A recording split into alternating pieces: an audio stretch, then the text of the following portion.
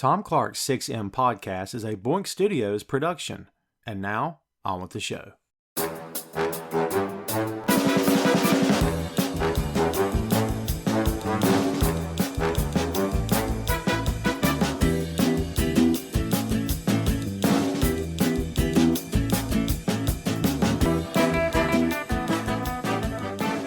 Hey, what is up? Welcome to Tom Clark's 6M podcast. I'm your host, Tom Clark. And in this episode, I'm joined by co-hosts Phil Lindsey and Chris Mueller.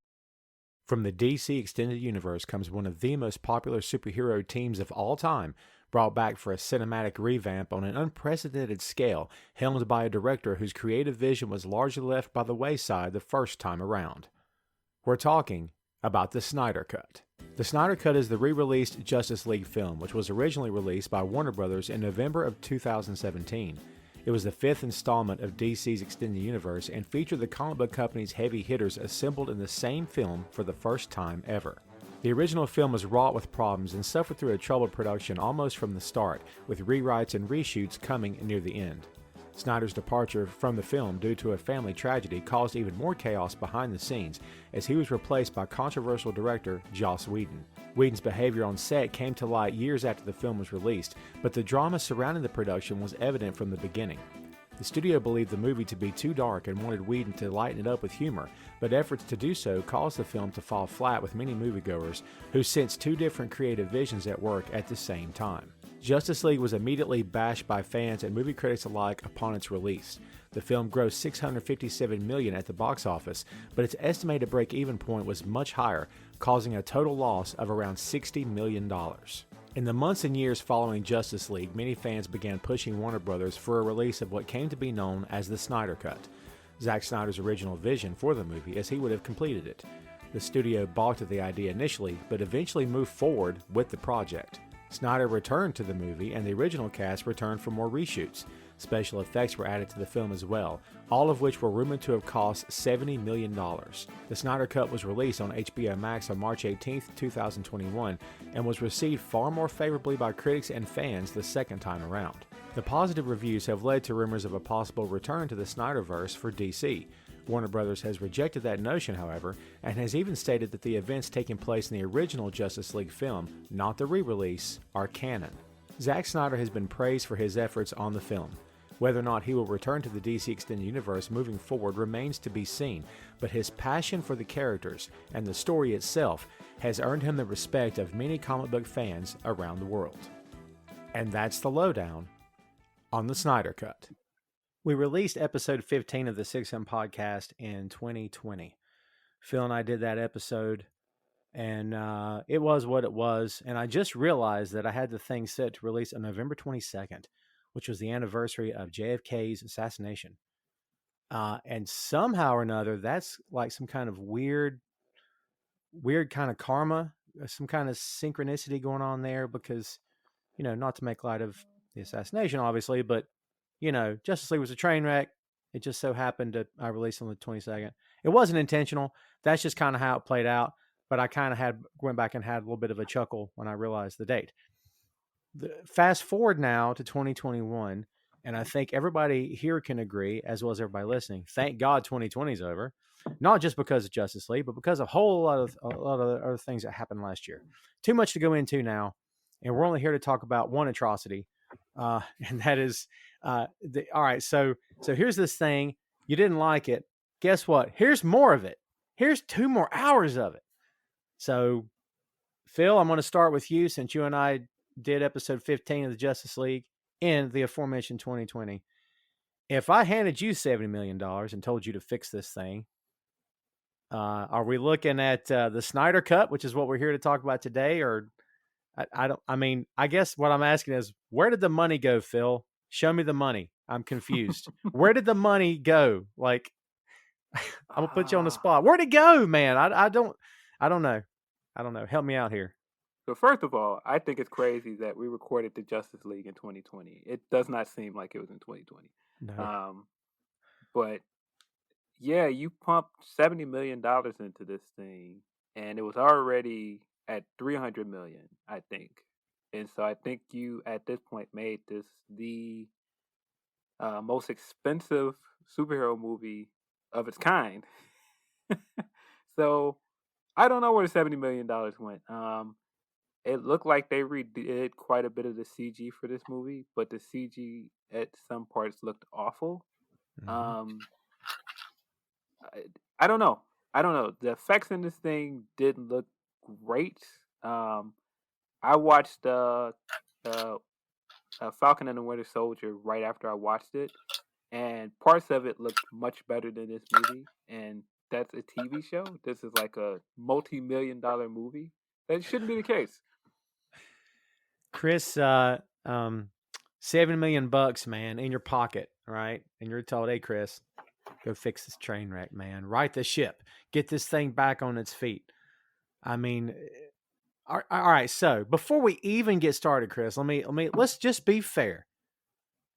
Was this thing even salvageable? Be honest. Was it like from the ground up? Do you think with what they already had? Um, it's hard to say because there was so many reshoots involved that we don't really know what footage Snyder had from his original cut and what he had to do for this like updated version.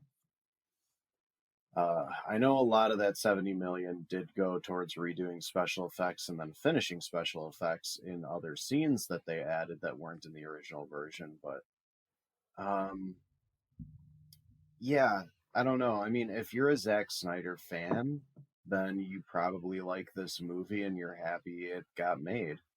If you are kind of hit or miss with him, then this movie is probably hit or miss with you.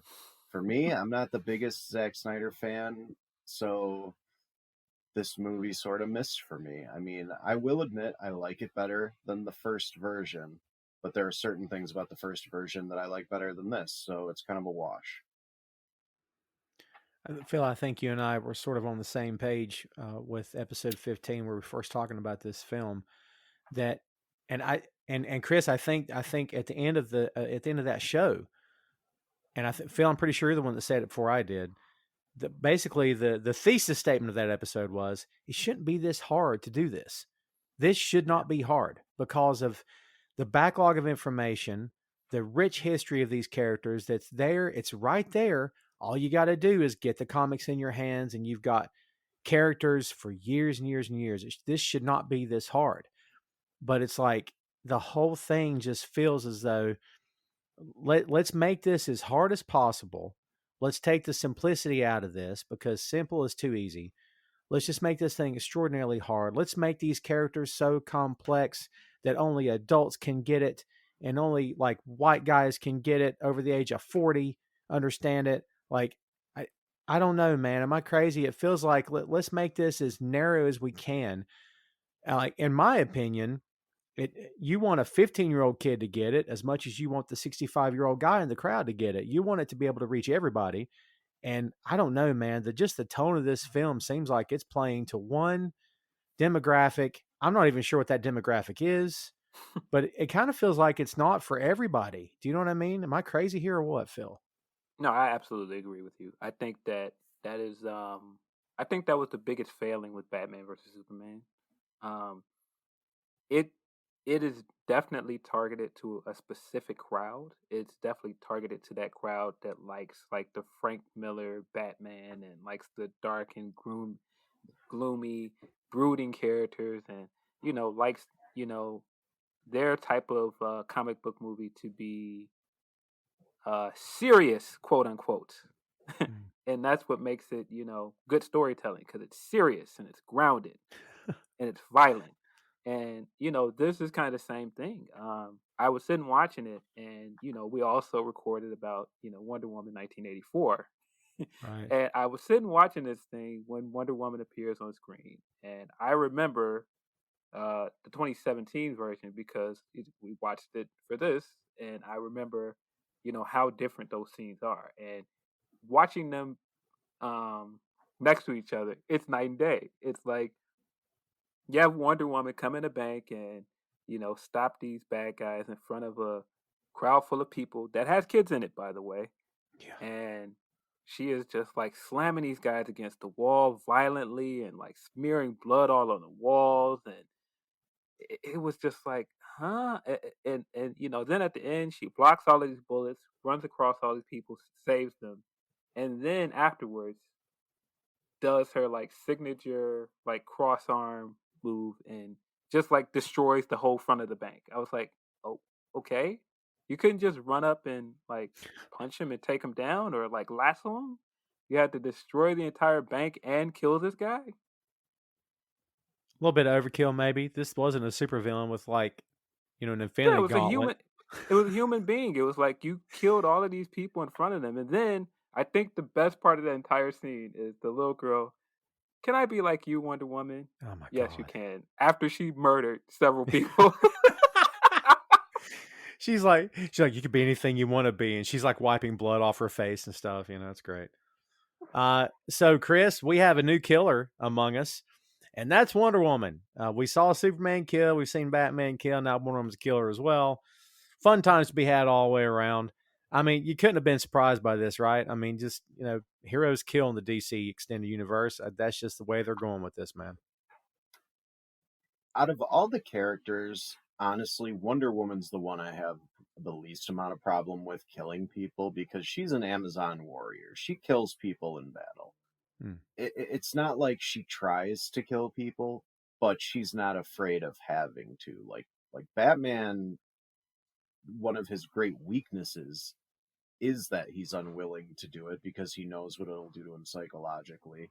At least in the normal Batman stuff. And this, Batman's just got machine guns and stuff. But yeah, it was really weird watching that scene because it's like they tweeted, who was it? I think we sent this around. It was Margot Robbie tweeted out a comparison of the two scenes next to each other from Whedon's version and then Snyder's version. And I actually liked Whedon's version better because it didn't look like she killed all those guys. And for one, it had a lot less slow motion. Yeah.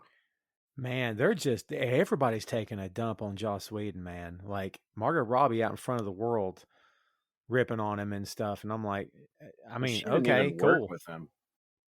Yeah, it's just I don't know. This guy, I don't know. I'm not gonna say he's done, but it seems like he might be done, at least for now. I mean, the buzz on this guy is not good. And Phil, you and I have talked about this before, and they're referring to the first version of this film as the Justice League, which is makes perfect sense. I mean, I don't know. We're just getting started here, man. We got a lot of stuff to get through, kids.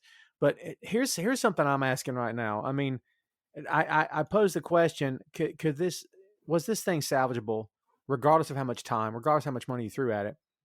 I mean, dude, could Joss Whedon have salvaged it? I mean, did he get there early enough to make a difference, or was everything done to the point where all he could do was go in and throw some lame jokes and have Ezra Miller falling uncomfortably on the actress? And well, I say actress because it wasn't Gal Gadot that he fell on; it was the stunt person because she said I refuse to do that scene. I mean, how much damage do you think he really did? Do we even have any way of knowing that? That was the thing that was kind of surprising watching it. This is largely the same movie. I mean, there are some things that are vastly different. There are some things that got cut out that needed to be here, like the cyborg backstory. But like, I was surprised how much of it was actually Snyder's movie. I would say that this was salvageable, um, but I don't think it was salvageable in the way that they did it. From my understanding, he didn't finish the movie before he took off to take a break because of the death of his daughter.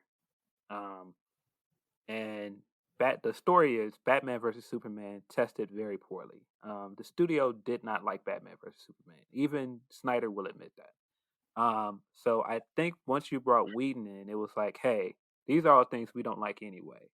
Get this stuff out of here. So it was like, I don't think this was like Whedon coming in like, here, I'm gonna change this entire Wonder Woman scene just to spite you guys. No, this was mostly the studio going like, we didn't like this stuff anyway. Can you please make this less violent and less slow mo and all around less like Batman versus Superman because we didn't like that movie and it didn't do well.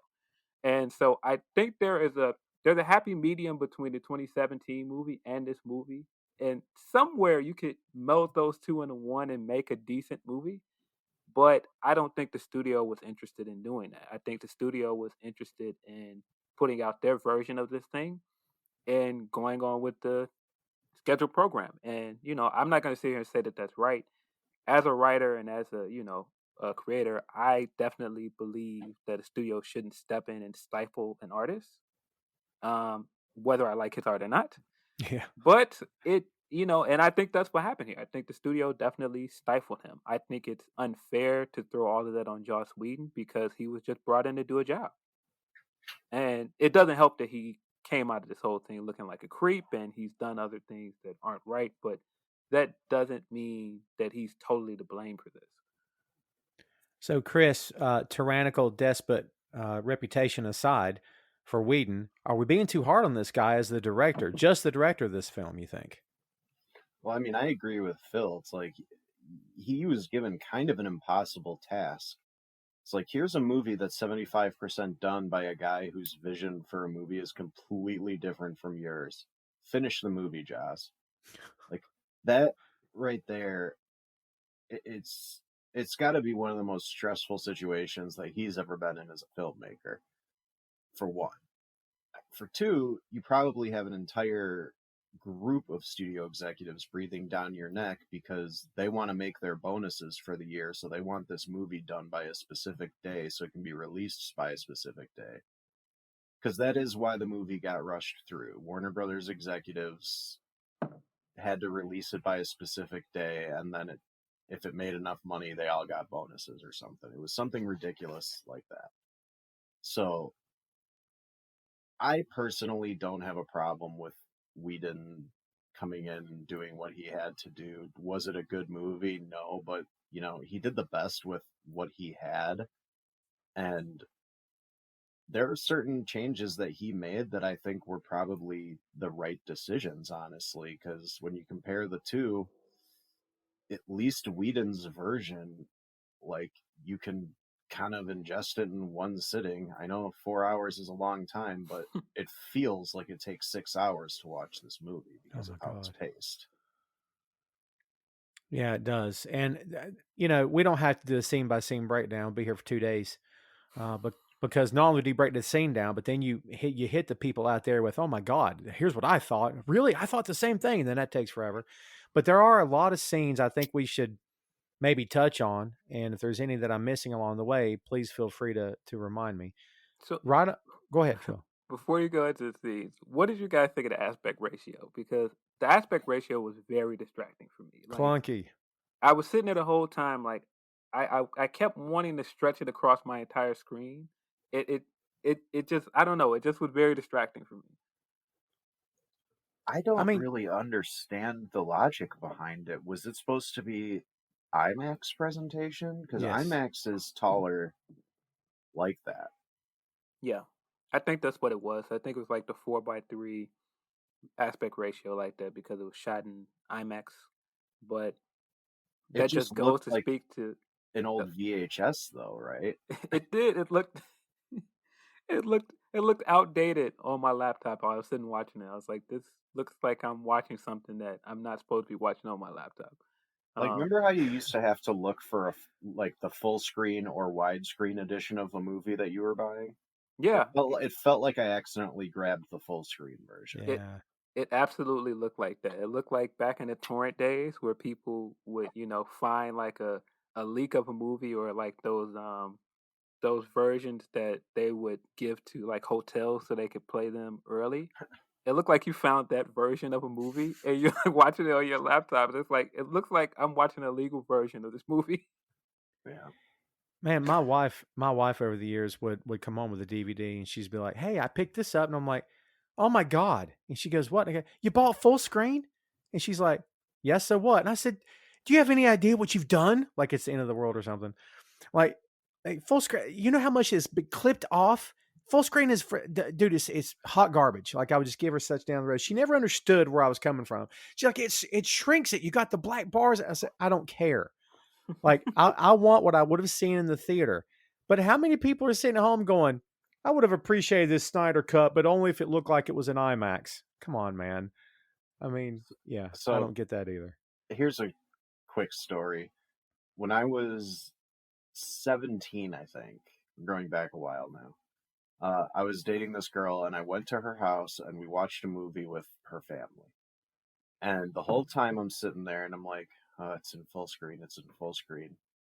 And then I look at the DVD case, and it says full screen and widescreen. I'm like, oh, great.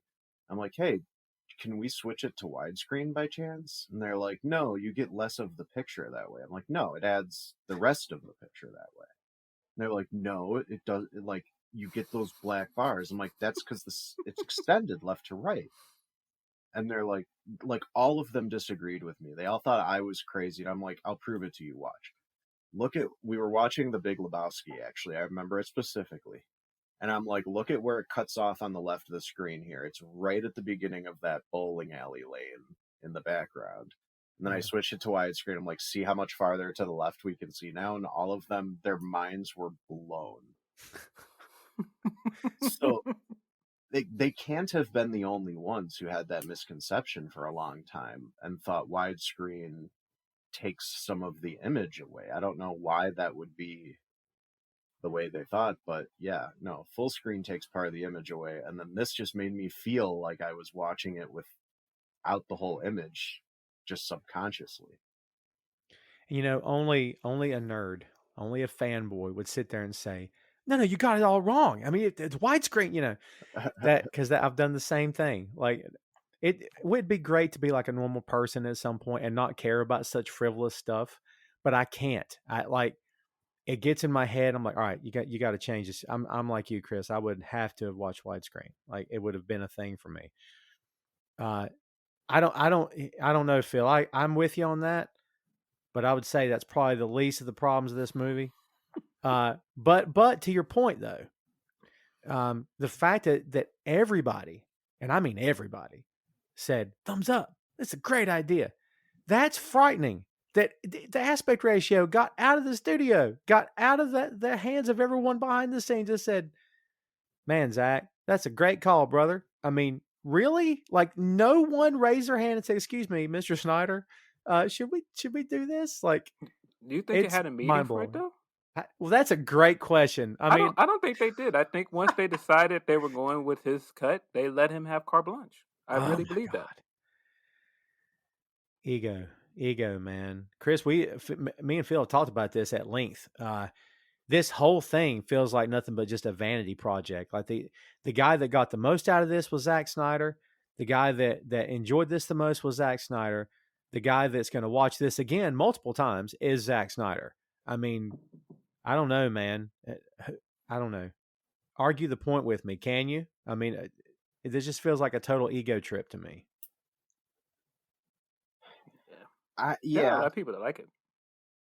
I think, and you're right, Phil. There are a lot of people who like this. I mean, I know people personally who really enjoyed this version of it. And I would never tell somebody that, you know, your opinion of art is wrong. Like, people can enjoy whatever they want.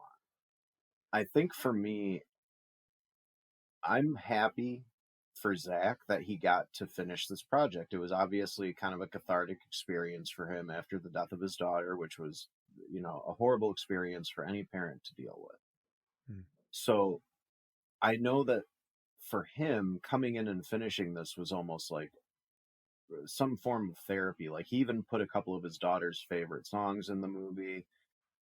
It's dedicated to her. So I think it was good that happened. Yeah. Did we need this movie? No. Yeah. Did you guys catch the suicide billboard? I thought that was also very touching. Oh, I did not see that. What was it? I did not know. When Barry and Bruce leave Barry's house and they're driving and they're about to jump on the expressway, there's a big suicide help billboard right next to the exit. And now I remember it. I was so distracted with how much of a jerk Bruce Wayne is when he drives.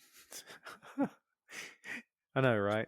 Pulling right out in front of that guy in a Mercedes like any rich jerk, you know?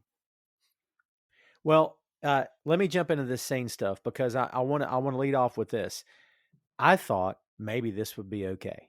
And here's why I thought it. when we get that scene where Bruce shows up, and where is it that we've decided he is? Did the film tell us he's in Antarctica? Where is it he's supposed to be here? Is it Alaska or what? I think it's Iceland. Iceland. Okay. I think. When he's in my there, guess would be there. When he's in there with Arthur, he doesn't make the "I heard you can talk to fish" joke. And I'm like, oh, they took the joke out. Hey, maybe that gave me a glimmer of hope. And I thought, okay, well, they've took some of the bad comedy out of here. Maybe this thing. I mean, I keep in mind, I chose to forget that everybody in that village lined up to watch Bruce come down. They watched him. They parted as he walked through them. They sat silently in the bar. There's no music playing. No one's drinking. They're all standing there staring at him. Everything that's going on. And then when he left and walked out with Arthur, they're still staring at him. And then the Nordic girls started chanting and singing and sniffing Arthur's jacket. Boy. And I'm like, what? I know all this happened before, but it just, keep in mind, guys, I've only watched Justice League like 1.5 times, the original film. Like, oh my God. You're leaving out that we had to watch Bruce come all the way down the mountaintop on his mountain, camp, pour his coffee out on the fire. We had to see all of this. And like, this is at that point where at the very beginning of the movie where I felt like it dragged and dragged and dragged. And it was because there was so much unnecessary information that we just did not need. Like even him going in and talking to Arthur and the guys in the bar, that scene went on so long. It did not need to be that long. We didn't need the Icelandic women singing to Arthur as he went into the water. Terrible. And that was just so creepy and weird. And her sniffing a sweater, it just like, what? All of that stuff was weird. Yeah. So there's a few scenes that we'll talk about specifically that I think we should refer to as hero worship scenes. This is one of them. This is very clearly Zack Snyder indulging his own I see superheroes as Greek gods, so let's portray them as such. And you just end up with this weird scene of all these villagers singing as he's leaving, which, do they do that every time? Or was that just for Bruce? Who, by the way, that's a great if question. any of those people speak English, Aquaman revealed Bruce Wayne's secret identity as Batman to the whole village. Yes. Yeah. Well, I didn't get the feeling that secret identities really meant that much in this movie for various reasons. No, Bruce seemed pretty... he was playing fast and loose with that. But, yeah, she picks up his sweater and starts sniffing it, and it's like, well, it probably smells like fish. Because Aquaman smells like the sea. Like, man, just... And I will admit that when the movie first opened, there's that scene where you see Superman dying from Batman versus Superman, and they show like how his death cry is almost heard around the world. I actually thought that was kind of cool. I was like, oh wow, they're putting in some stuff that I might actually like. And then this scene happened. I'm like, oh, it's all downhill from here. Like, this is the scene that told me what this movie was going to be. And Phil, like you were saying, I think we might have even talked about this before we talked about Falcon and Winter Soldier last week. Like, him pouring out the coffee, saddling up his horse, riding across the mountain. That's all stuff a good editor would have been like, we don't need this. We can lose this. Get it out. Yeah. And it would have been out, and it would have streamlined the scene. But because Zack Snyder was given carte blanche, it's like, all right, here's an extra minute to add to that 4-hour runtime. Yeah. Yeah, now that you mentioned like the scene of Superman dying, and you get his scream going all across like the universe and activating the mother boxes. There's another scene where I felt like, okay, after he first did it, like it went on for so long. It went like we had to go to this place and see that it happened here, and we had to go over here, and we had to go over there. It went for so long. I was like, okay. And you know, not for nothing, but Bruce knew who Arthur was. He knew he was there. I mean, you could tell he knew. But if he didn't know, the minute the guy turned around and you saw his eyes, you're like, oh, that must be the Atlantean god person. Because, look at the eyes. He's obviously not from around here. But, I don't know. They're all like protecting him or whatnot, like he needs protecting.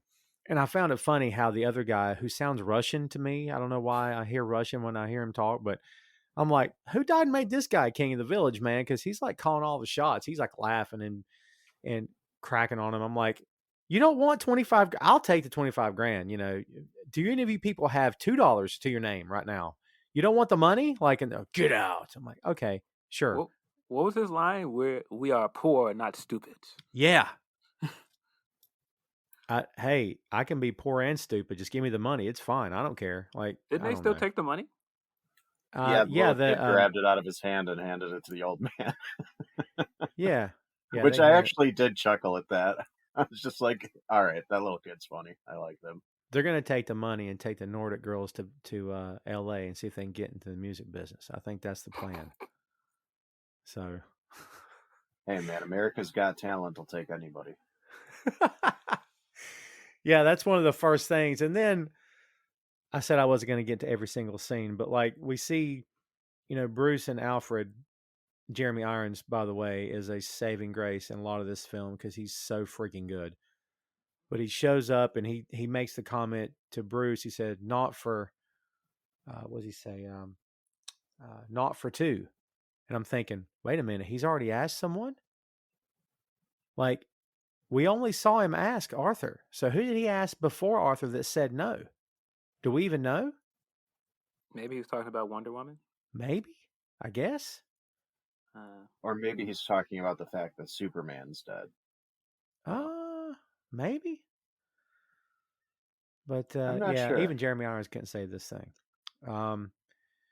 I mean, there's continuity mistakes in this movie, so that could be one of them. Yeah. Good call. Yeah, man, there is so much exposition in this movie. I mean, all the way across the board, but especially in like that first 2 hours. It just feels like they are explaining things to you, boy. There are scenes of explaining things to you, and then there's another scene explaining something else. It's like, oh, okay. Yeah, there's always a rule in writing good fiction, and the rule is show, don't tell.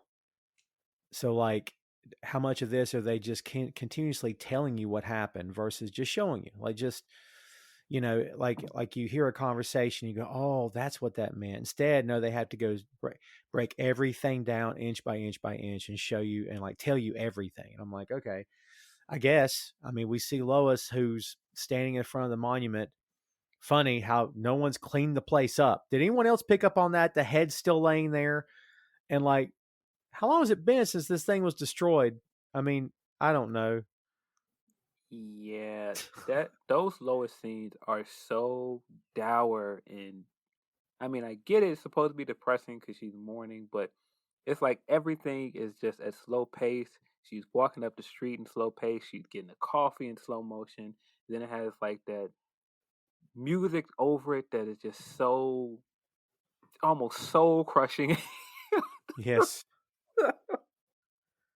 It's like I don't know.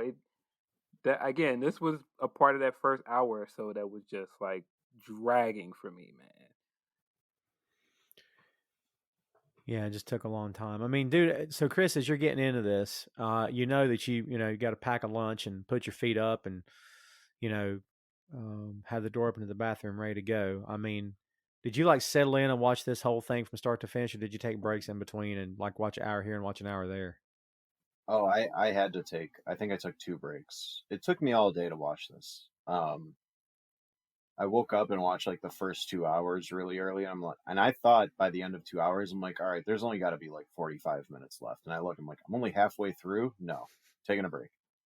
So took a break, came back, watched another hour or so. And then I think I had to jump on a phone call with somebody. And then I finished the rest afterwards. But yeah, it was a journey. And I know some people were saying like, well, how is a 4-hour movie different than binging 4 episodes of an hour-long show? And it's like, well, it's different because a movie is designed to be a one sitting thing, and if you can't get through it in one sitting, then the movie is not paced properly.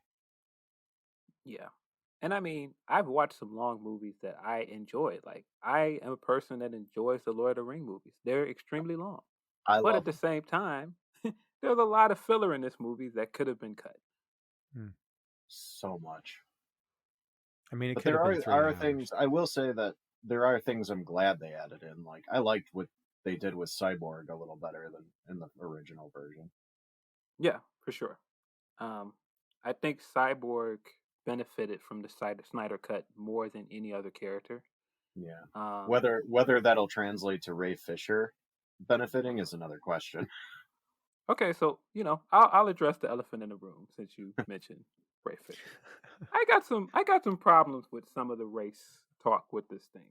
And that's not to say that I have problems with Ray Fisher. I don't have problems with Ray Fisher.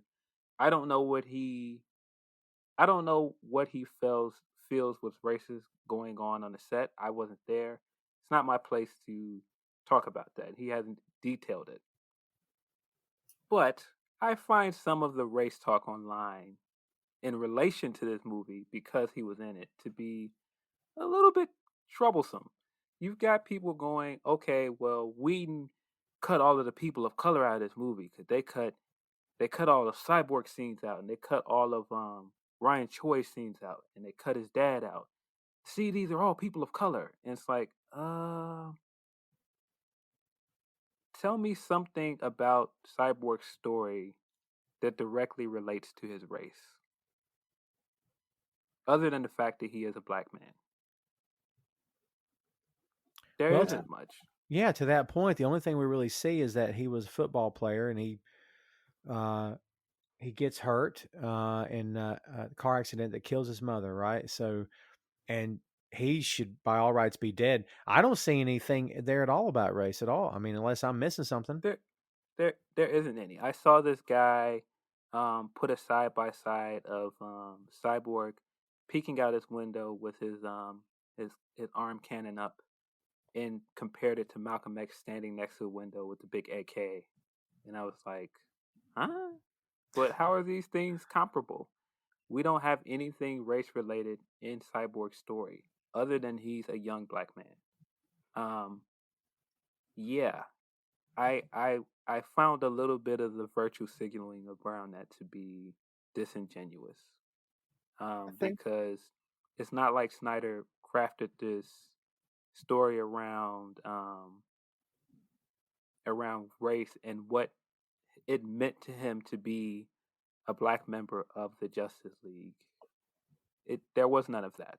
So I thought that was strange, and I saw people saying that this is a more important depiction of a black man than Black Panther, and I was like, but how? Dude. I And- think the other sticking point for some people was, oh, they took Iris out of the movie and she's black too, and it's like, well, did you watch that scene with Iris? That scene was terrible. I yeah, understand why it was gone. yeah. Yes, I thought some of the race talk around this movie was a little bit bizarre, and I think it was a little bit of conflating issues here. You're conflating the issues of something racist happened to Ray Fisher and trying to champion him as this hero for race in this movie when that's not what happened in the actual movie. That's what happened in real life. Yeah. Yeah, I agree completely. Yeah, no connection. And it's you know, I don't know, man. When it comes to the Ray Fisher stuff, Phil, you and I have said before that he's not been very forthcoming and detailed. He's just not. It almost makes me wonder. All right, in my head, I go 2 places, and one place is there's nothing here. Joss is a jerk. That's the extent of it, and he's seeing more than there is. And the other place my head goes is there's something much worse here that he's not comfortable talking about out loud in front of people. So I Yeah, don't. Maybe that's it, but or he signed an NDA, it's what now? or he might have signed an NDA. Very true, but that's Yeah. not stopping him from, you know, ripping on the guy and doing. I don't know. I guess part of the NDA say, Yeah, oh, you can talk smack if you want to, but just don't get specific. Yeah, and I don't want this to turn into I don't believe Ray Fisher. I'm not No, I saying get that it. at Yeah, all. yeah, yeah. I'm not saying that at all. I just think that you cannot conflate issues here. You cannot act like Snyder is a hero to people of color now because those scenes were in the movie. It's great what he did for Cyborg and the character in that movie, but historically, as somebody that reads comics, there are some racial issues with Cyborg. There's some tokenism with Cyborg as well. And, none of that is addressed here. So I don't think we should be, jumping on this is, a revelation for black characters. I don't know about all that. Yeah, and Chris, you were talking about the slow-mo thing, and I knew it was there, but going back and rewatching certain scenes right now, like I'm heavily reminded, and I knew it was coming anyway, but man, the slow-mo is insane. The scene in the bank with Wonder Woman bursting through the door, and we had to hear that freaking music and the hair flip for crying out loud. And then we talked about she's blasting these bad guys up against the wall, and the main gunman, who the pistol wasn't enough to take out these poor kids. He had to have the assault rifle, which, may Yeah. hey, look, am I crazy? Was that a little bit tone deaf considering everything that's happened in the past few years with the school shootings? Am I the only one that thought that? I don't think it was because it showed Wonder Woman being heroic. Hmm. I thought it was overkill because you had to watch him stand there and reload and click and Yes. switch and switch rounds. It was like, why do we need to see all of that? Why can't he just shoot? Well, she Yeah. killed him, so that she solved that. She vaporized that guy. Yes. All Only his that hat. remained was his hat. Yes, only his hat made it. Yes. I mean, if those kids weren't traumatized, Oh, yeah. that did it. Yeah. And of course, the funny thing that's also ironic is that when the scene starts, it opens with her standing on a statue that literally symbolizes justice. And so he jumps into the bank and kills all these people. And Yeah. It's like, okay, justice. So, Chris, hit me with that stat about the slow motion for this movie, because I don't even know if does Phil know this? I'm not even sure. Oh yeah, I don't know if I sent that to everybody. Somebody actually timed how much of the movie was slow motion. Let me see if I can find that link. It was something like 10% of the movie Yeah. was slow motion, which is an insane amount when you consider how long this movie is.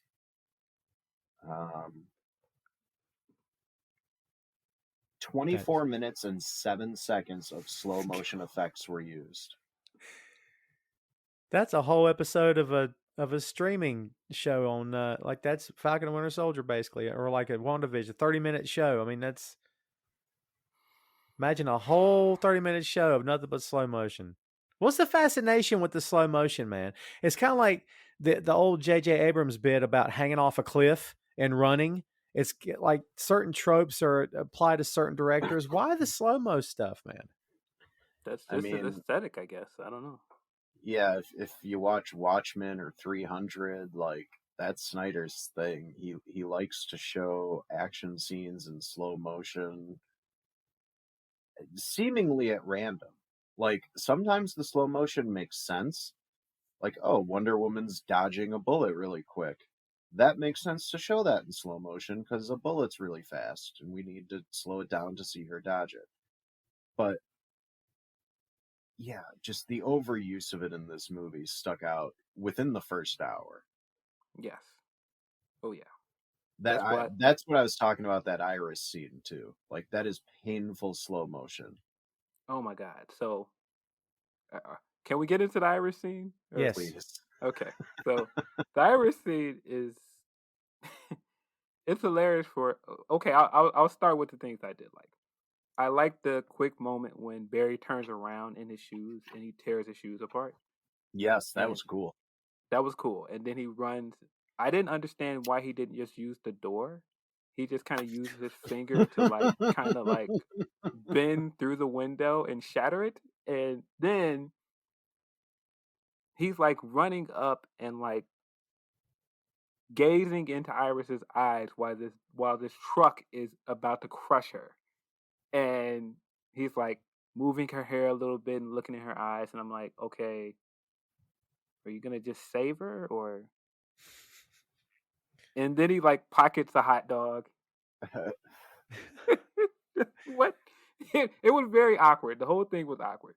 And the music made it 1,000 times worse. Yes, yes, yes. His music choice throughout this movie made a lot of scenes more awkward than they were.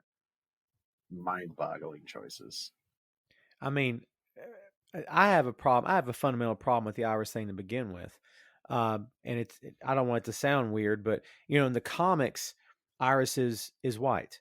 And I don't care that she's African American in the Flash TV show, but making her African American in the film almost kind of is a slap in the face to the DCCW guys who are like, hey, why don't you just put Candace Patton and Grant Gustin in the freaking movie? Because they're already great.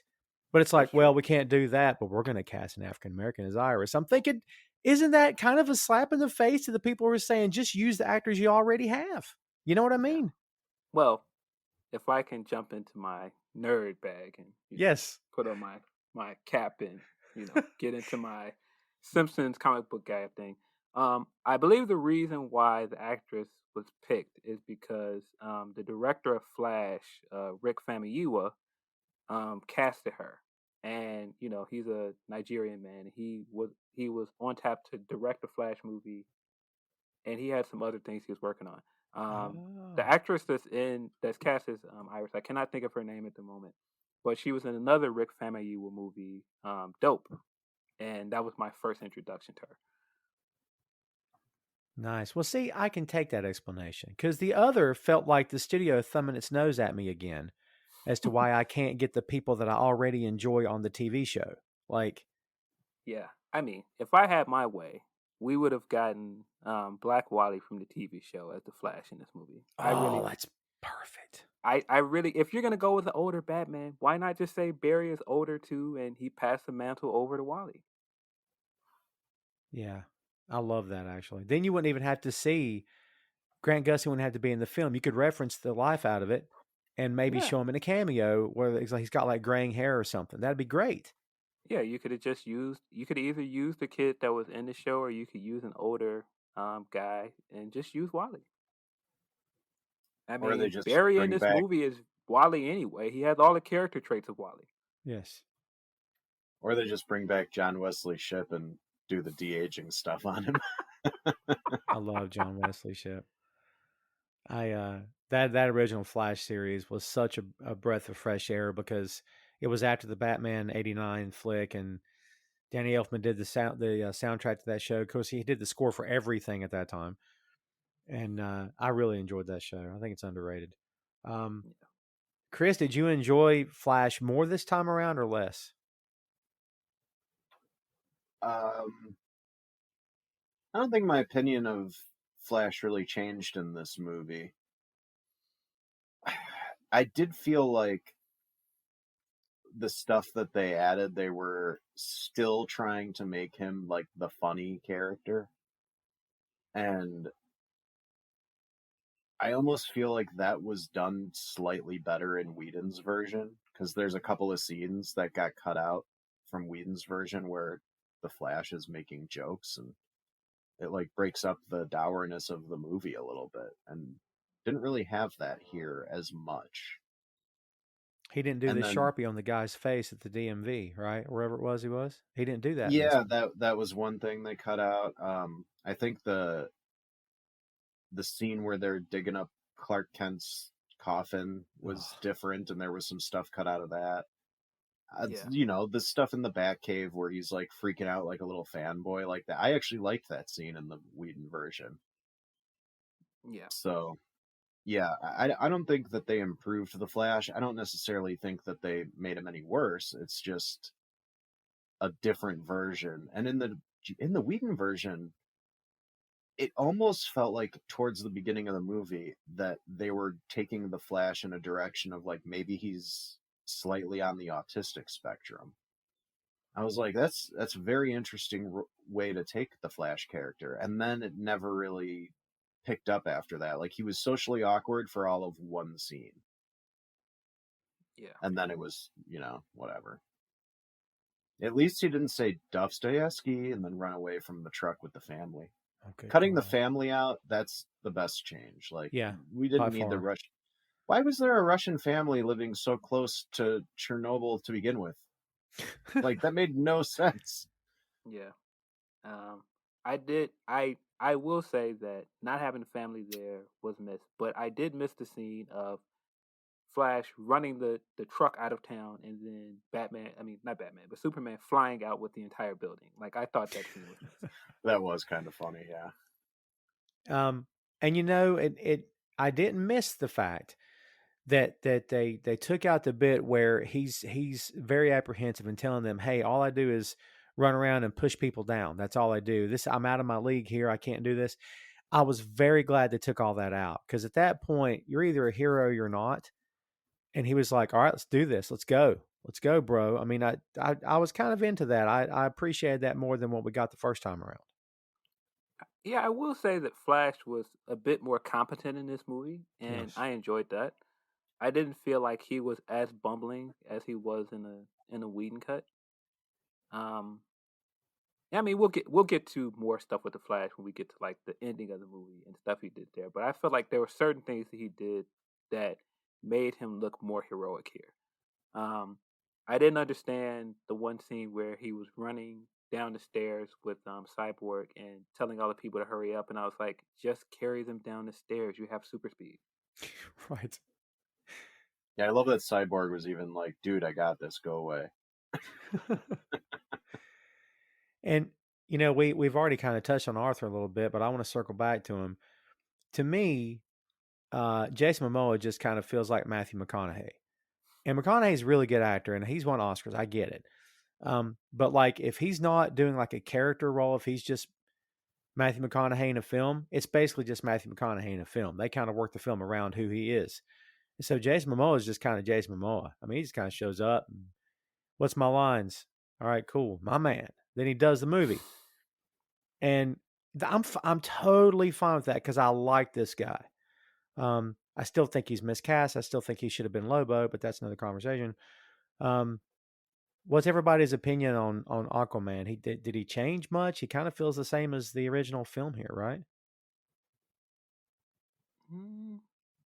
I kind of feel like Aquaman in this movie is kind of like he's like place setting, waiting for them to do his solo movie.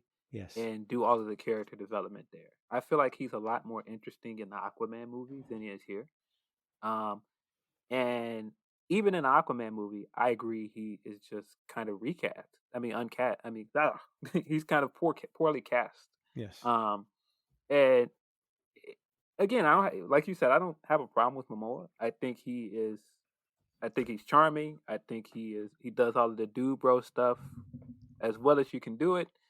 But it just doesn't have any of the regalness that I would think you would get from Aquaman. And I think that this is like if somebody watched the first Thor movie and only saw the scenes on Earth and was like, "Yeah, that's Thor." But Chris Hemsworth does what Momoa does here, but he also has some of the regalness that you would expect from Thor as well. Yeah. What's your take on Aquaman, Chris? I mean, it just doesn't feel like Aquaman. Like, part of the Aquaman character in a lot of media, including the cartoons, is that he's like a pretty stoic dude who takes his position in Atlantis very seriously. And this movie and the other Aquaman movie present him completely the opposite. And it's just always been a weird juxtaposition for me. I don't know. I agree with you. He would have been a better Lobo. I'm kind of jumping here, but I think, I mean, we could talk more about it later, but I kind of feel like we've covered sort of the basics of Arthur Curry. Ben Affleck is Batman. This is a whole other podcast for a whole other time about the, apprehension and the way he looked on that tour for the movie when they were the publicity thing and the camera zooming in on his face. You could tell he does not want to be there. Like he's tapped out. he's like, God, when is this thing going to be over? I mean, it's obvious, but you know, I it's so funny with this guy because I like Ben Affleck as an actor, I really do. But if you ask me, hey Tom, how you think about this guy as Batman? I'd be like, I don't like nor hate, and it's so weird. I wish I could give you an honest to God, well, I hate him and here's why, or I love him and here's why. I don't really have anything like that could be taken as good or bad, I suppose, but I don't really have a he's my Batman or he's not kind of thing. I'm okay with it. Is that weird or what? I mean, does everybody else have that or going on, or you have like a yes or no on this guy?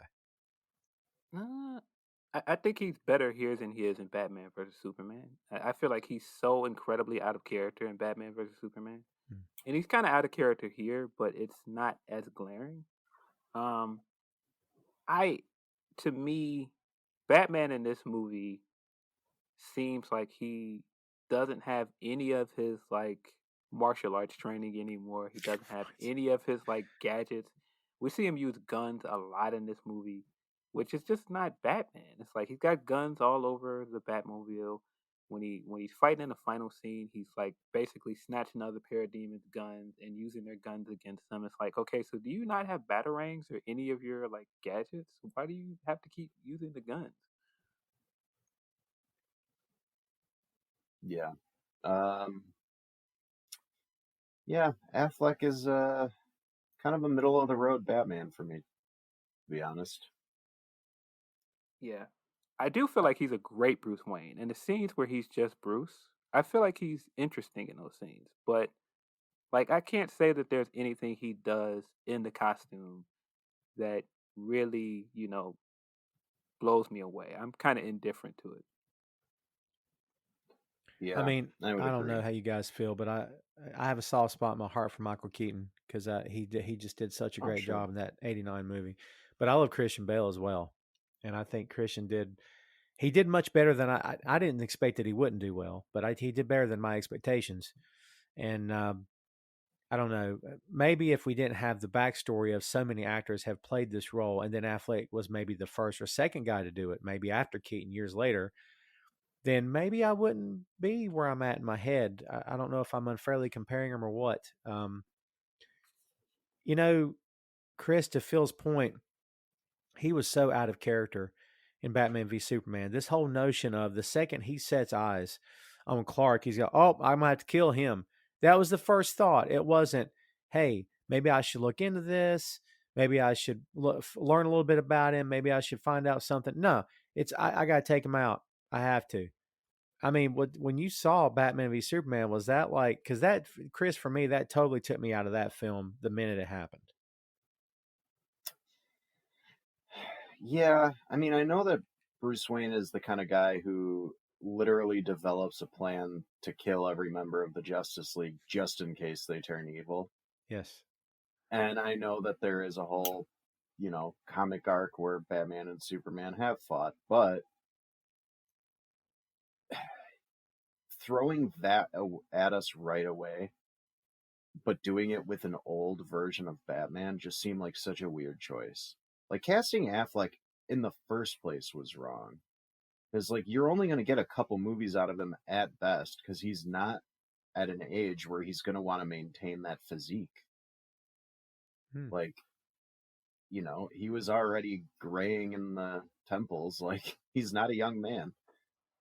Yeah. Um, there was a lot of unevenness to how he was portrayed in Batman vs Superman and this movie. Like in this movie, he seems much more, I would say, even keeled. He doesn't seem as hell bent on doing one specific thing, but and except for resurrecting Superman, he's like, everybody tells him it's a bad idea, and he's just like, nope, do it, go. But yeah, he's you know what? I like what you said, Phil. He is good as Bruce Wayne. I don't think he's good as Batman. And I felt like Christian Bale was the exact opposite. I never felt like he was Bruce Wayne. He was just Batman to me. Hmm. Yeah. So it's Hmm. tough. It's hard because animation is probably the only place where they've ever gotten that balance right. And that's because, you only have to work with an actor's voice. You can make the character look like and do whatever you want on screen, so it's a little easier to get that comparison. Right. Yeah, there's a lot of things that I just, my fanboy brain is like, that's just something Batman would never do. Like allowing his family's estate to remain destroyed and not fixing it is not something Bruce would do. I don't care how much you try and lean into, oh, Bruce is just a figure. Like he really believes he's Batman. He's just a mask. He still cares about his parents' legacy. He would not leave the manor destroyed. No, you're absolutely right on that. And this is, I don't want to fast forward to the end, but you know what's coming at the very end of this film. The whole thing with him and Joker, we'll get there, but I just, Yeah. the disconnect, Jesus, I can't, this is far beyond anything that I would have anticipated. And like I said, yeah, we'll get there. Yeah. So I feel like we should get into like the big like Middle Earth battle before that, right? Like the battle where the mother boxes are introduced.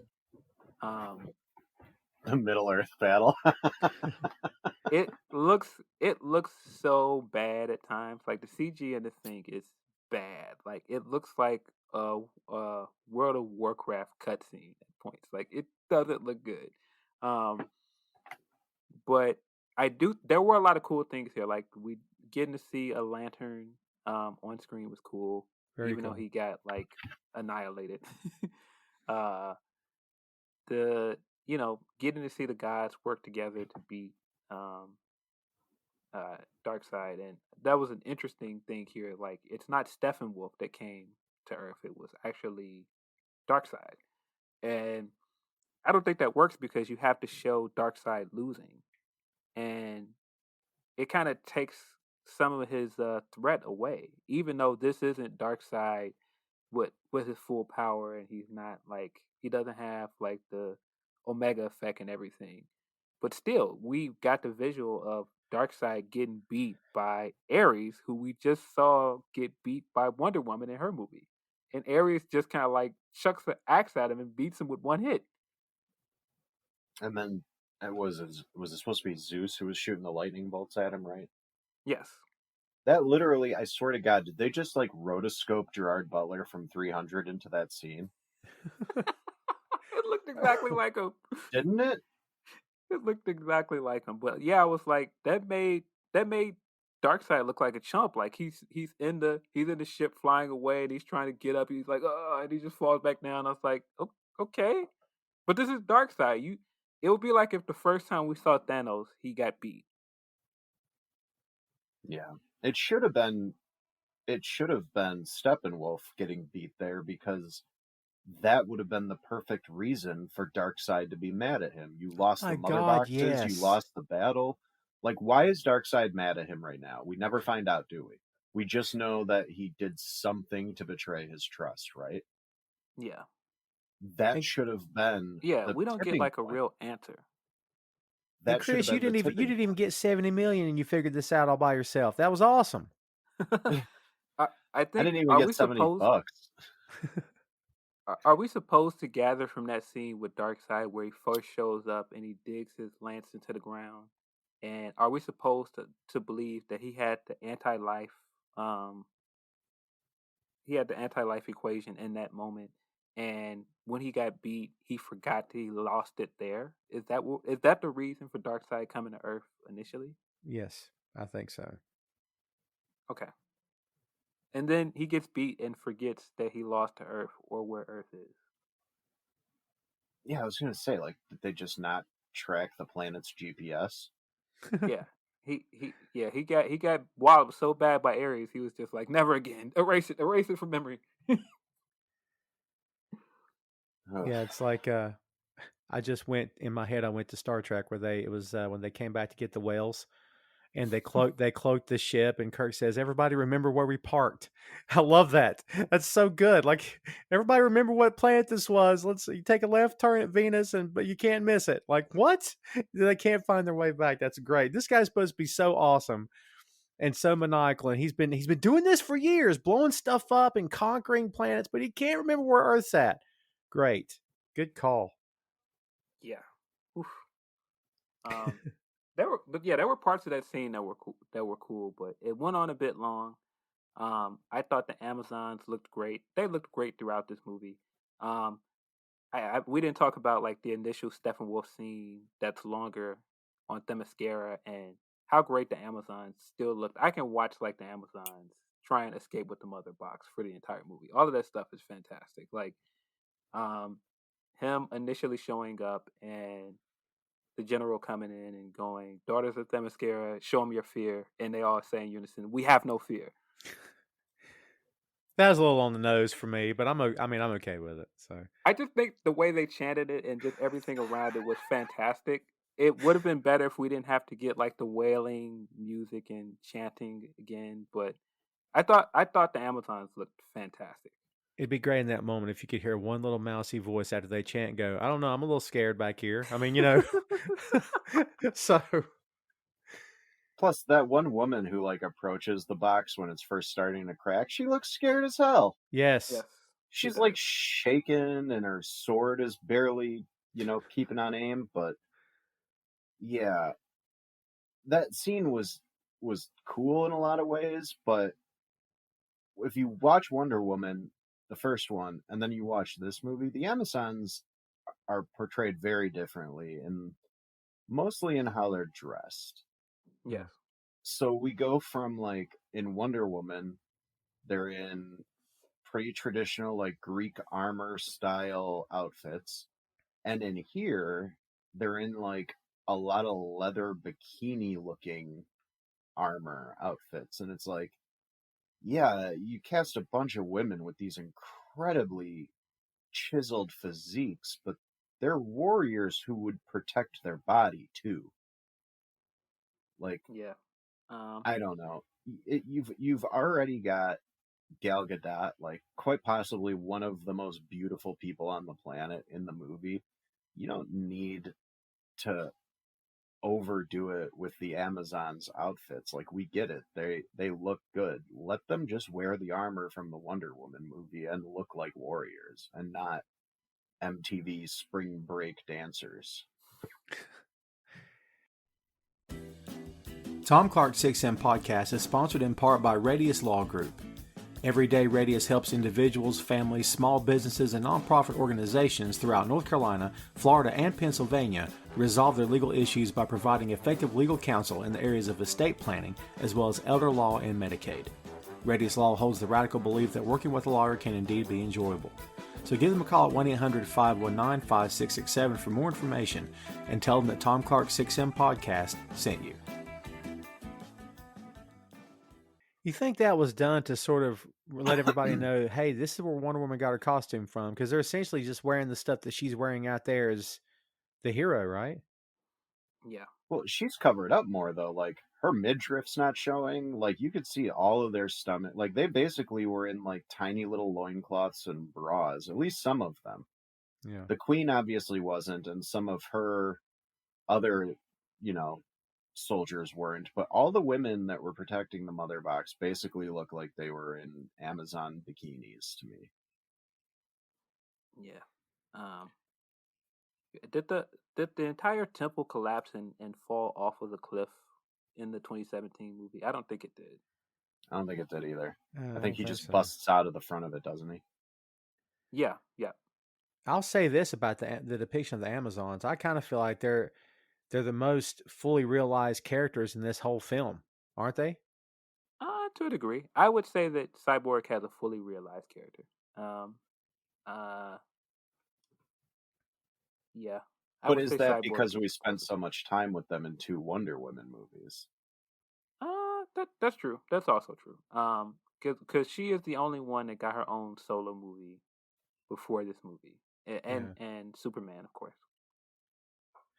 Hey, we've mentioned Steppenwolf, Phil, you hit me with he looks horrible. Spoiler alert, shocker for everybody here. I kind of thought he improved. I thought he looked better in this movie than he did in Justice League, and maybe I'm just misremembering how he looked in Justice League. But I remember in that first film how awful he was, and so I waited for his first appearance in this film, and I thought, wow, he looks better. I'm not saying he looks great, but it seems like there's more grit and grain to his face. It seems like there's more substance there than just this big, 3D motion capture thing walking around. It's not real. It's all CG. I mean, maybe everybody's got a different take, but I didn't think he looked terrible in this film. Yeah. I feel like Steppenwolf encapsulates this movie because he does look better. It's just like this movie is better, but he also looks kind of crummy as well because I mean, like his face and everything looks better. I feel like the build and everything for the character looks better, but the armor is just so overly cumbersome. Hmm. It's so distracting to me. Like it just doesn't look visually appealing to me. Maybe that's just me. No, it's the same thing that happened with Cyborg. They went overboard on the design. Yeah, the cyborg design doesn't look good at all, in my opinion. Yeah. What No, about the parademons though? I think they look pretty cool. Yeah, I like the parademons quite a bit. They look much different. I can't remember what they look like in the original movie compared to this. Yeah, they look pretty similar. I did chuckle in this one in the the suspect drawing of the parademon that just basically looks like a 5-year-old tried to draw Batman. Right? Yes. Yeah. That was pretty funny. And it's isn't the explanation is that that the parademons are all people that he's turned or something like, and isn't that the explanation for that? Because they say it in the course of the movie, don't they? I feel like they gave a better explanation of what the parademons were in the Whedon cut, and they did a better job of saying that they seek out fear. Yeah. I thought all of that stuff was done better in the Whedon or Justice League, whatever you want to call it. I also thought the scene where they were trying to decide whether to resurrect Superman was better as well. In this one, you can tell that it was shot with all of them in the same room because it did like that cool rotating shot of them standing over the mother box. Yeah. And you could very much tell in the Whedon verse that they weren't all in the same room. But I thought the conversation was better because at least some of them objected. They all in this one were just kind of like, yeah, let's just resurrect them. I don't know about you guys. We talked about the grave robbing scene earlier, and Phil, it's a stickler for me. I could have done without this. And again, that to me is how they played this movie to be for one demographic, and that's it. And it's just a movie, kids. I get it. There's not a real dead body in the ground, but good God, we're digging a casket up in the dead of night. And let's forget the fact that the Flash could do this in 0.2 seconds. But that somehow is disrespectful. But digging him up's not. I don't know I don't know how that happened, but I could have done without that, and I was really hoping it wasn't going to be in this movie. They could have referenced it and not shown it, but yet they kept it in. Of all the stuff they could have took out or did take out, you leave in the grave robbing scene. I mean, Chris, is that being too picky here on my part? You think that's considering everything else that's wrong with this thing? No, you're right. It made no sense that they didn't just let Barry do it quickly. But the other thing that made me laugh really hard was like Wonder Woman and Aquaman are two of the strongest people on the planet, and they just give Barry a shovel. They're like, go do the work. Come on. Go ahead, kids. You go ahead and do it. You guys are youngest. Later, when they're bringing the body into the little Star Labs facility and Joe Morton's character is calling everybody away so that they'll have their privacy to do what they need, the Flash is the one pushing the coffin on the cart. It's like, he's the smallest one of you guys. Yeah. I think it's funny that you had this grave robbing scene, and in the midst of them digging up this man's grave, Flash has to go, so how about that Wonder Woman? She's kind of hot, huh? You think she goes for older guys? For younger guys? Jesus. It's like, huh? Actually, I will say Cyborg's Cyborg's response did make me laugh when he's just like, Barry, she's thousands of years old. Every guy's a younger guy. I was like, yeah, that's totally true. Yeah, yeah. I mean, that was funny, but it was just certain parts of that I was like, "Oh, okay, we don't. It just, I think because this movie takes itself so seriously, some of those things just stand out. It was just like when they were explaining what a mother box is and coming up with the idea to resurrect them, and they came up with the where there's smoke, there's a fire, but when you have smoke, you can get the house. It was like, wait, what? It's like this is a very serious movie, and that's a piece of dialogue in this movie. And I'm Oh, paraphrasing, of course, but Right. it just still is not a good line. there's so many lines in this movie. Like, the script for this movie must be hilarious because there's so many lines of dialogue that's like, on its own in a vacuum, that sounds like a good line. But in the scene you're putting it, no, it makes no sense. And I don't man, know. I'm only mentioning this, guys, because I'm actually at that scene right now where they're inside the ship from Krypton and they're looking at it, and like I'm just thinking about the amount of real estate that thing takes up in Metropolis and how everybody's okay with it being there. I don't know, but yet it's okay that that's there, but and like they're fine, and they're also fine with the Kryptonian's body being buried like a human in a casket in a normal grave. Like Bruce Wayne, with all that money, with all the influence, somebody couldn't have stepped up and said, maybe burying the world's greatest superhero of all time in the ground along with everybody else here is maybe not the best idea because people are crazy. I mean, I don't know. It's kind of like, well, he's dead. Put him in the ground. I don't know. That goes back to me being a nerd, like we were talking about earlier, where I'm dissecting stuff that maybe no one else is thinking about, but I'm thinking about it. Why would you just put this guy in? Why not Fortress of Solitude? Why not in a crypt somewhere? Why not? I don't get it, man. I don't know. Just let's go put him in a pine box in the ground. It's weird to Well, me. was that? I thought that was done because they needed to bury Clark Kent. Ah, that's true. That's true because because yeah, yeah. And also, I don't know if it was like the Kent family cemetery or whatever, or if it was just a random cemetery, but I feel like Martha wanting to bring his body back to Smallville makes sense too. Yeah, I get that. So I didn't have so much of a problem with that. The problem that I did have was, did nobody question what happened to Superman's body? Because Right. if you bury Clark Kent, there's no Superman to bury. I don't know. There's so many weird little inconsistencies in these movies that we could pick at for hours. I mean, Yeah. one thing we have to bring up. So this has bothered me for the last couple of days, and I rewatched Batman versus Superman to make sure I wasn't going crazy. In Batman versus Superman, you know how he's watching the video clips of like Flash and Cyborg and Aquaman just to surveil them before we get to the Justice League movie? Hmm. There's a scene where Aquaman is like underwater and a little drone thing is investigating a sunken ship, and then he comes out and he spears it with the trident. He didn't have the trident at that point. Volko gives it to him in this movie. That's good stuff. And also, if he is like talking to Volko here, Volko's treating him like, oh, you're such an ungrateful traitor. And then in the next movie, he's just like, Arthur, you're the only one who can save us. It's like, oh, his attitude changed real quick, huh? Just, it felt like Zack Snyder was just like, well, if I'm going to get to make my original vision, then screw the continuity with those other established movies. Yeah. Like, I mean, do Yeah. we even want to talk about how different Mira is? Oh wow. Yeah. She is I very mean, different. British accent. Whose decision was that? Why? Yeah, but see, that's why I say the bank scene doesn't work with Wonder Woman because we have all this stuff in 1984 that establishes that she doesn't want to resolve things with violence.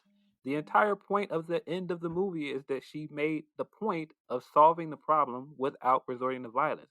So why would she then 20 years later go, nope, gotta kill these guys? Yeah. Yeah, I get that. I mean, it you know, I don't know, man, like in this universe, the go-to move is murder. It's I don't know. I still submit if all this stuff were real, I'd be on Lex Luthor's team all the way cuz I'd be like, yeah, guys, Lex has a point. I'm going to stand over here cuz I don't trust these clowns with the capes on cuz oh, we're here to help and oh, really? Cuz you just killed like 5 people just now and I don't know. I don't know. Yeah, yeah. Lex looks like the guy with sense after watching Man of Steel and watching Soups and Side just like destroy a city. I Oh, mean, you're in yeah. trouble, Chris, when from the jump, from your opening film of what's supposed to be this new take on the DC universe, Man of Steel, right? And I don't know. Again, I don't want to turn this into another podcast here, but there's so much wrong with that film, and like this is it. This is what you think should be. Like after all this time, this is what you think this should be. It oh my god. I think that lays the groundwork for the next few movies to come, especially Justice League, man. Just well, here's the tone. We have to go with these colors. We have to go with the hair flip and the slow mo, and that everybody's got to kill somebody. Let's just kill everybody. I mean, dude, I don't know. I think the tone was set in Man of Steel. It kind of feels like the whole experiment here was doomed from the start, man. Or am I just being too overly dramatic here? Uh, No, I I mean, agree. there are bright spots to this movie. I think there's a lot of stuff that was shot beautifully well. I think there's some stuff that I enjoyed. I enjoy some of the world building here, even if some of it didn't quite land. I think adding Ryan Choi, who's supposed to be Adam later, is fine. I think randomly putting Martian Manhunter kind of doesn't work. It because you've established that he's there, but you're basically saying he's been watching all this stuff happen and not do anything for 3 movies. Mm-hmm. Um, and it doesn't really work. I mean, again, I enjoy seeing Martian Manhunter in this movie, and I enjoy the idea that he joins them later on. But yeah, the logic there kind of falls apart. Yeah, I mean, we'll get back to that Martian Manhunter thing in a minute, but because I definitely Yeah, want to talk about that. But yeah, uh, it felt like these were all very reactionary decisions by Warner Brothers. So they're like, oh, look, Marvel's doing the MCU. We should do that with all the DC characters. Okay, Marvel's getting Joss Whedon to sort of helm everything, even though he's only directing some movies, he's kind of dictating the tone. Who do we want to do? Well, who's the opposite of Joss Whedon? Okay, Zack Snyder, let's get him.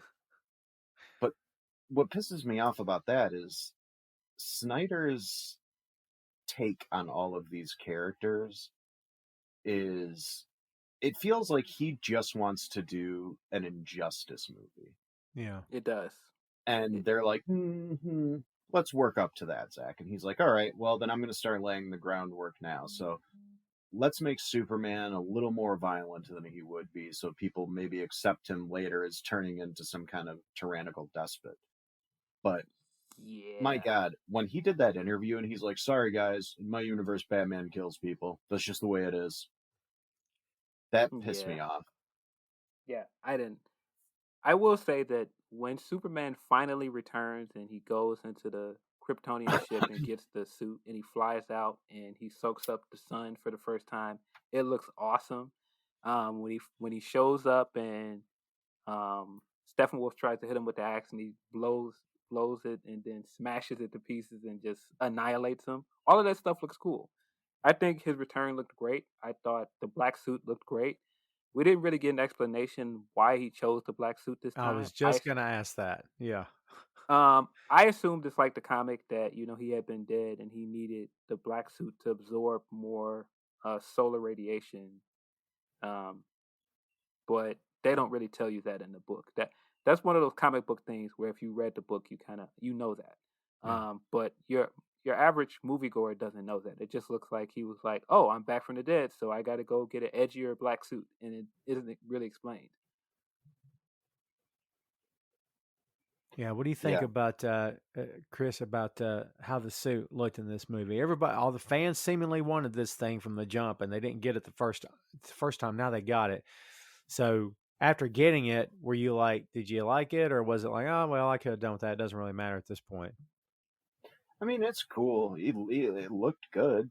I don't necessarily think it was needed, but a 30-second explanation in a 4-hour movie that has more than enough freaking time would have been fine. Like, what's the name of the little robot that's in his Neelix or Celix or something like that? Doesn't he have a I little can't robot at the Fortress of Solitude that talks to him? Oh yeah, I forgot about that. Like, it just a 10-second scene of that robot going, oh, to get to full power, the black suit will help you absorb sunlight quicker or something, anything like that would have Yeah. helped. But Snyder knows that the people who wanted this movie the most are also big comic nerds who just know why that suit is black and why he needs it. So he's like, oh, I don't need to talk down to them because they already know. But he's not taking into account that somebody like my 66-year-old mother, who does love superhero movies, is not going to know that shit.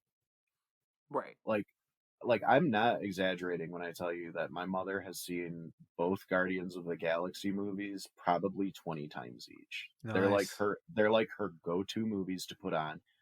Thor Ragnarok, Avengers, like she loves that stuff. And I got her reaction after this too. I was like, so what did you think when you finally finish it? And she was just like, I liked Joss Whedon's version better. Restore the Whedon cut, okay? Now, see, that's the thing is, you know what they need to do? They need to bring in, oh God, who's the guy that did Blade Runner? Who's the director of Blade Runner? Why can't I think of his name? Ridley. Yeah. Yeah. Bring him in because he's made more quote unquote director cuts than like anybody in history. Bring him in and let him combine the best parts of both movies and call it like the Blade Runner cut of Justice League. Yeah. Because there's like 9 versions of Blade Runner. Yes, there is. And I wouldn't be surprised if we ended up with something similar down the road with this. Oh my God. But yeah, I mean, we could have got an explanation for him getting the black suit. I mean, we got that needless scene where he flew to talk to Alfred for no reason. You had all this exposition with him coming back. You had all this stuff that didn't really give you anything in relation to the final battle that he had to do, but you can just explain, okay, he's wearing a black suit because of this reason.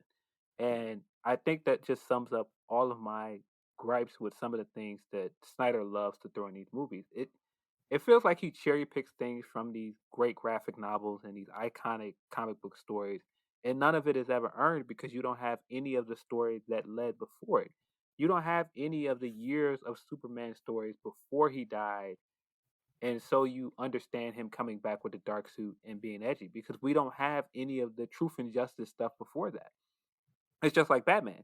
We don't have anything to compare him to now for him to be in this old and more bitter version of Batman because we didn't get any of the Batman stuff before that. You can't just rush to Dark Knight Returns without having any continuity before it. It just, I don't know, it just doesn't work. And that's just somebody that understands what he's riffing off of. The people that don't understand what he's riffing off, they're even more confused. Oh yeah. Yeah, and if you're not going to world build with this universe, and it's obvious they swing and a miss, kids, a few different times at universe building, it is possible to do this and just, like Phil said or Chris said, just give a 20-second explanation here and there and here and there, and if you do that enough and layer it enough, it'll be enough. It will be enough for people who don't read the books and go, oh, that's why they're doing that. But yeah, they didn't bother to do that. I mean, how much of this film do you think really is fan service? Dude, I still go back to the idea that this is about one guy and ego. I'm sorry, it's how I feel. I don't know that Freddy versus Jason is complete fan service. They did, Yeah. listen, I know it is what it is. They did that film because the fans freaking wanted it. That's why they Yeah, did that film. You know what I yeah, mean? but I don't feel like that with this. I feel like this is to stroke this guy's ego, man. yeah, but we're not the intended audience for this thing.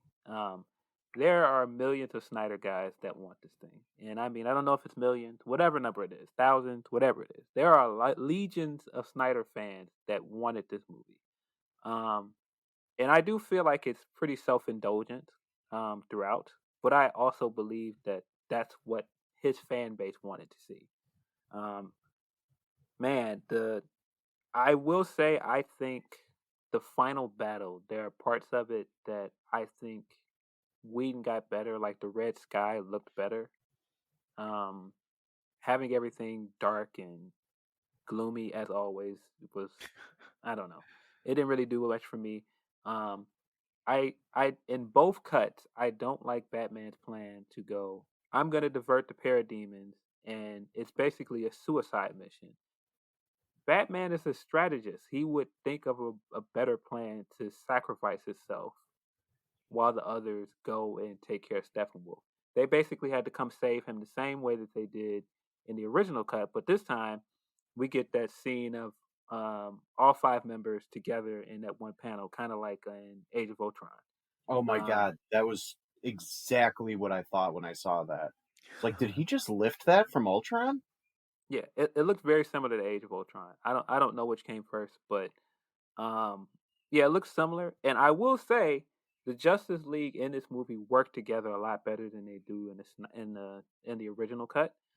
I think the way they work together in this final battle looks better. I mean, they look like a team. It didn't look like they were fighting individually as much as they did in the original cut.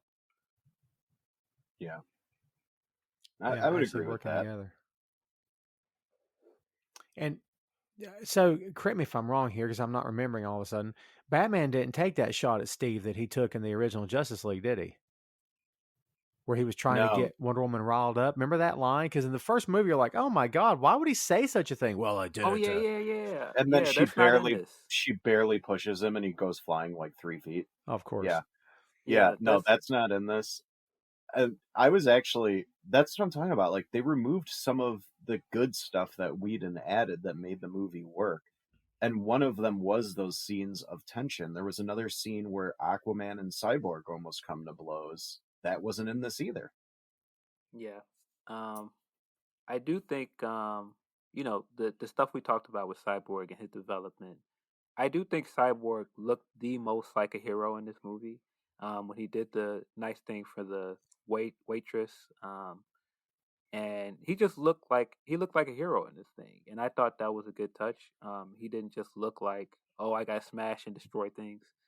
Um, just having him needlessly throw out an F bomb was like kind of Yeah. weird. Um, but I thought he came across like a hero even throughout in the final battle as well. I thought he, telling them after his father died that okay, let me make the play because I want to do this. I thought that was good. I didn't quite understand why his father had to sacrifice himself. It felt very similar to the Man of Steel scene where Yes. Pa Kent sacrificed himself in the tornado. I didn't understand why he had to lock himself in there with the box to do that. That was kind of weird. I thought he was initially doing that because it was the only place that would allow him to set it off before Steppenwolf got to him. Yeah, maybe he felt like if he was outside of the chamber, Steppenwolf would have stopped him before he pressed the button. That's Ah. kind of what I was thinking, yeah. And then it looked like at the end you realize like, oh well, I guess I'm gonna die too, and still Yeah, does it. But um that actor, Joe Morton, man, that guy, I love that guy. He pops So up good. in so many things that I love. But how many times is he going to portray a scientist who's messing with things he should not be messing with? Like, he's yeah, responsible for Judgment Day. He's responsible for waking up the mother boxes. If you ever watch the show Eureka, probably caused a million catastrophes on that show. Like, the only movie I think I've ever seen him in where he doesn't cause a bunch of trouble is Speed. Speed, yeah.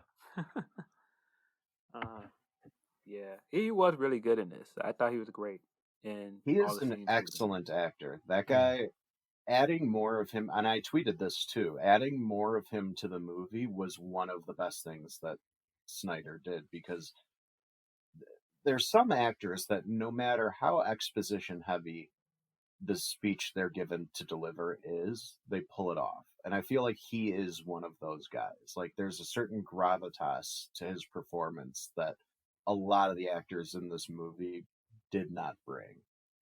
Yeah, I agree with that. I think, especially when he was explaining Cyborg's powers, and we have like all of the visuals. Like the visuals look cool, but his voiceover during those scenes are really what made those scenes shine, in my opinion.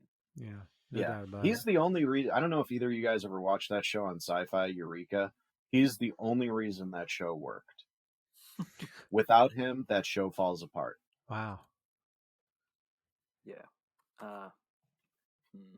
How do we feel about Darkseid? How do we feel about how he looks, his presence, his height, his form? Is he dead on the money? Could something have been different? You know what I mean? I'll I, let Phil start with this one. I enjoyed Darkseid more in the second half of the movie than I did, of course, watching him lose and look like a chump. Yeah. Um, when when uh when Cyborg touched the mother box and he saw that flashback of Darkseid killing all of them, and we actually see him use the Omega Beam to kill the Atlantean, and he just like kills Aquaman with his own trident. All that stuff was cool. I feel like the CG for him looked better than the Steppenwolf stuff. I mean, he looks like you would assume Darkseid would look. He had the glowing eyes, which looked fantastic, Mhm. even underwater. um, but yeah, stuff like him staring through the boom tube at the end was kind of like, okay. He just kind of stood there and watched what was happening, which I have thoughts on that whole scene in itself. But we'll stick with Darkseid for now. Yeah, was that just a webcam boom tube? Like, was he not able to come through? Yeah, maybe. Yeah, maybe because it didn't open all the way. I don't know. I don't know. I sort of get the decision to eliminate him from the movie. If we're not going to get a sequel that follows up on him, then having him in this movie is just a tease that's never going to pay off.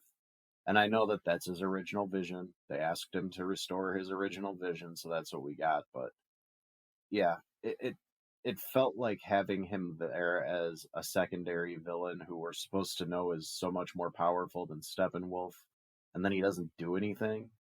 Yeah, It was kind of disappointing. And then supposedly the woman behind him was supposed to be Granny Goodness. It's like, Yeah. God damn it, you're gonna ruin that character too, Snyder. yeah. If I understand all of the visions that Cyborg sees when he touches the mother box correctly, isn't that like those are all visions of what would have happened in the sequel once Darkseid actually came to Earth, and yeah, they were basically all flash forward scenes, not flashbacks. Yeah, and was the ship showing that? See, that's what threw me off. So was the ship showing that to him? And if so, was it an absolute picture of the future or just an approximation of one possible thing that could happen? I was very lost there. I don't think there's a real explanation for it. It was just he wanted to hint at the movies that he wanted to make. That's basically how I read it. There was no scientific reason for it to show the future. Why would the mother box do that in that moment? I didn't quite understand that. Um, the mother box scene where he tries to split up the mother boxes is interesting, and I do think it's a lot more interesting than the one in the Justice League movie we got beforehand, where he just kind of split them apart with the help from Superman. He actually had to go in there and use his powers to split it apart, and I thought that was interesting. And of course, we got like one of the better lines in the movie. You know, I'm not broken and I'm not alone. Um, but like him splitting the boxes up, and then oh no, I'm going forward. We're skipping the Barry scene where Barry Barry has to run around the city in a circle to charge the mother box first Yes. before he can do that. And I didn't understand that part of it. I didn't understand why he had to do that. I didn't understand why, when it got stalled, he didn't just come in and help the others. He just kept running around the city until they died. Yeah, that's one on me too. I didn't get that either. You're talking about the scene where they're resurrecting Superman, right? No, remember when in battle they're trying to split up the mother boxes, and Oh yeah, Superman yeah. is just going overkill on Steppenwolf. He's basically killing Steppenwolf, and the whole time Cyborg is trying to split up the mother boxes, and and he gets like distracted or something, and Barry is like saying the whole time like, "Okay, Cyborg, where's the cue? Where's the cue?" And he just keeps running around the city. Why didn't he just stop running at some point and come in and help? Why did he wait until they all died? Uh, did he have to wait until? Oh no, wait. He got injured at one point, right? Well, yeah, he got shot. He got shot by the parademon because he kept running around for so long. But I didn't understand. It was almost like set up for them to lose so that he could use his time power, time Oh manipulation yeah, power. that was for And sure the reason. yeah, it just felt like there was no real reason for it to go that way. It's like, But well, he's got this power. We got to be able to show it, right? But my God, was that scene awesome of him running back and all of the city rebuilding itself. All of that looked so cool, and that was definitely the coolest thing Barry does in the entire movie. Um, One of the but few times slow motion was warranted. yes, exactly, it was one of the few slow mo scenes in the movie that looked really good and it fit the story. I thought that looked great. But getting to it was kind of clumsy. Um, And then you get like them actually splitting the mother boxes. Like I said, you get the great scene of Cyborg inside the mother box, and then you get to this basically an execution scene. Steppenwolf is falling through the portal. He's leaving Earth. You don't need to kill him, but for some reason, Wonder Woman was like, "Nope, I'm chopping this guy's head off. He has to die." It was like, okay, and then his head flies through the portal, and they just all kind of just look like, "Yep, we did that." And I was like, "But you just killed a guy that couldn't defend himself. Like he was flying through the portal. There was nothing he could do to defend himself. You just killed him for no real reason." Yeah, just more murder for the sake of murder, I guess. I don't know. Dude, I keep going back to the initial point that Steppenwolf should have led the invasion in the beginning of the film. That they all kept talking about, they reference, and then it goes awry, and that's what he has to. That's what he has to make it up to Darkseid for. Dude, I think that would have fixed one major plot hole right there. I think that makes perfect sense because we never do really get an explanation. And then by the time we get toward the end of the film, he's dead. And it's like, well, I guess he's not going to make it up to him now because, he lost his head and stuff. I mean, that's. Yeah, yeah. His backstory was better here, but that part of his backstory wasn't explained well. We don't really get what they meant when they said he betrayed Darkseid. Yeah. Yeah, and they just shoehorned Desaad in there too. Yeah. The scenes where we had to keep watching him walk up to that monolith and talk to Darkseid, like all of those were kind of filler scenes. We didn't need to see him constantly keep getting updates from Steppenwolf when we already, as the audience, know the update. We know what's happening. I didn't understand that, but yeah, I just at that point, like I felt like the way Superman was beating him up was kind of overkill. And he was throwing him. He threw him through the portal, so he's already gone. And Wonder Woman was like, "Nope, still gonna kill him." Yeah.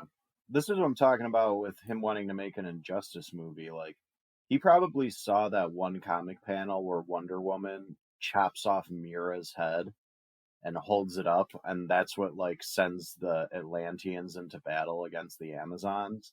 And was like, all right, I just want to see her decapitate somebody. All right, make it Darkseid. Or, Steppenwolf. Yeah, and do we get like a explanation in this movie of why the Atlanteans and the Amazons don't get along? I don't I think they ever went into detail, did they? don't think we do. Yeah. Hmm. I don't know. I still think one of the things that he was dumb not to fix was where the humans put their box. It's like the Atlanteans and the Amazons both built fortresses, and we buried it in 4 feet of dirt. Exactly. And I mean, like they gave that a little bit of backstory of how they found the mother box, which was interesting, but it was still kind of like, why didn't you guys like protect this thing? Um, I don't know. Uh, that the whole ending of this movie is just so it just sums up everything that I said. Like it's a better movie in some ways, but I actually think the parademons killing Steppenwolf was more interesting than them just executing him like that. That's just my opinion. Um, I did enjoy the final act of this movie a little bit more than I did in the Joss cut. But yeah, I just thought it was overkill to kill him like that, especially when he was already basically done. Like there was nothing he could do to fight back. Well, so we haven't spent, and I agree with you, Phil, by the way, everything you just said on that for sure. So we haven't spent a whole lot of time on Superman, but I want to get your guys' take here on this. Uh, Henry Cavill, we don't see him till way later in this film, except in, I don't know if I can't remember if they flash back or not at any point, but we kind of hear about him and they talk about him a lot and they dig him up and they, it gets really weird for a while and then they comes back. Um, you know, I don't know, man. Like it's kind of, and you talk about Steppenwolf. The minute he got his hands on Steppenwolf, he laid him out. I mean, there was no touching him. You're not going to get over on Superman back from the dead. Forget about it. I mean, and earlier Steppenwolf had made the comment, they don't have any champions. There's no Kryptonians, and I'm thinking, how would you even know? So had Kryptonians been to Earth before? Had they already Yeah, been here? Like, yeah. because That Kryptonians have no powers on Krypton. They would only have them here with the yellow sun. So are we led to believe there was already someone here years ago? yeah. They didn't explain that well either. It was just kind of like they wanted to throw the nod in there that the Kryptonian we know, Superman, is dead. Um, Oh, yeah, maybe that's it. But still, I don't know. I think they were also like I think these are dots people have to connect on their own, but he doesn't do a great job of giving you the ability. But the way I looked at it was like all the old gods are dead. The the lanterns might be gone at this point. Like he's like, there's no more lanterns, no more Kryptonians. So it seems almost like Superman was the last thing standing in their way before all of the most powerful beings were wiped out. yeah, yeah, But it it is weird that he would establish like, oh, that's the only Kryptonian. It's like, well, we know that there's a lot more Kryptonians in the comics. So they're pretty much saying like, oh, Supergirl? No, not a thing. yeah. Yeah, good Like, call. That's I don't know. that's just like the line that I wish they would have taken out of this movie. That's in both versions, and that's the Kal-El. No, I hate that line. I hate it. Oh, She would not know him by that name. She only met him once, and that was before he died. She would not know him by the name Kal-El. good call. Yeah, that's a good point. I didn't even think about that. How did she know his name was Kal-El? And they don't have a relationship like that where he would be comfortable with her calling him Kal-El. They Right, only met once. right. Like maybe calling out to him as Clark would have made more sense, but yeah, that was really clunky. And also, did this version change that it was Bruce's plan to bring Lois there? Yeah, they didn't keep that part in there. So Um, in this movie, they're implying she was just there visiting like she does every day, instead of Yes. that she was yes, Bruce's secret weapon. See, yes. I think that was better in the Joss version. Like, that is an example of Batman having foresight and having a plan in place. Well, I've got some backstory for you on why that Uh-oh. was done. So, if you notice, um, Lois does not talk to Bruce at all in this movie. Like we don't see them. We don't see them on screen together at all in this movie. They don't talk at all. Um, if you also notice, there's a part in the movie where she opens her drawer, her bedside drawer, and there's a pregnancy test in there. Yeah. So, what was supposed to happen in the sequel is that Oh yeah, I know about this. Lois and Bruce had a thing while Clark is dead. I've heard And the this too. reason why he wouldn't call Lois as his secret weapon is because, they had a fling and they broke it off and they weren't getting along anymore. The pregnancy test is, that's the hint that she is pregnant. We're supposed to believe, oh, maybe Clark got her pregnant before he died, but it's actually supposed to be Bruce's baby. So, Yeah. had they moved forward this, it'd be the age-old discussion of why Batman is either better or not better than Superman. It'd be like, well, I mean, Superman was super, but Bruce is just a guy. He's just a guy. That's all. You know what I mean? Yeah, like, the whole storyline where this is supposed to go, based on what I read, is that Lois gets killed in the next Justice League movie, and that sets off everything we see in the flashbacks when Cyborg touches the mother box. When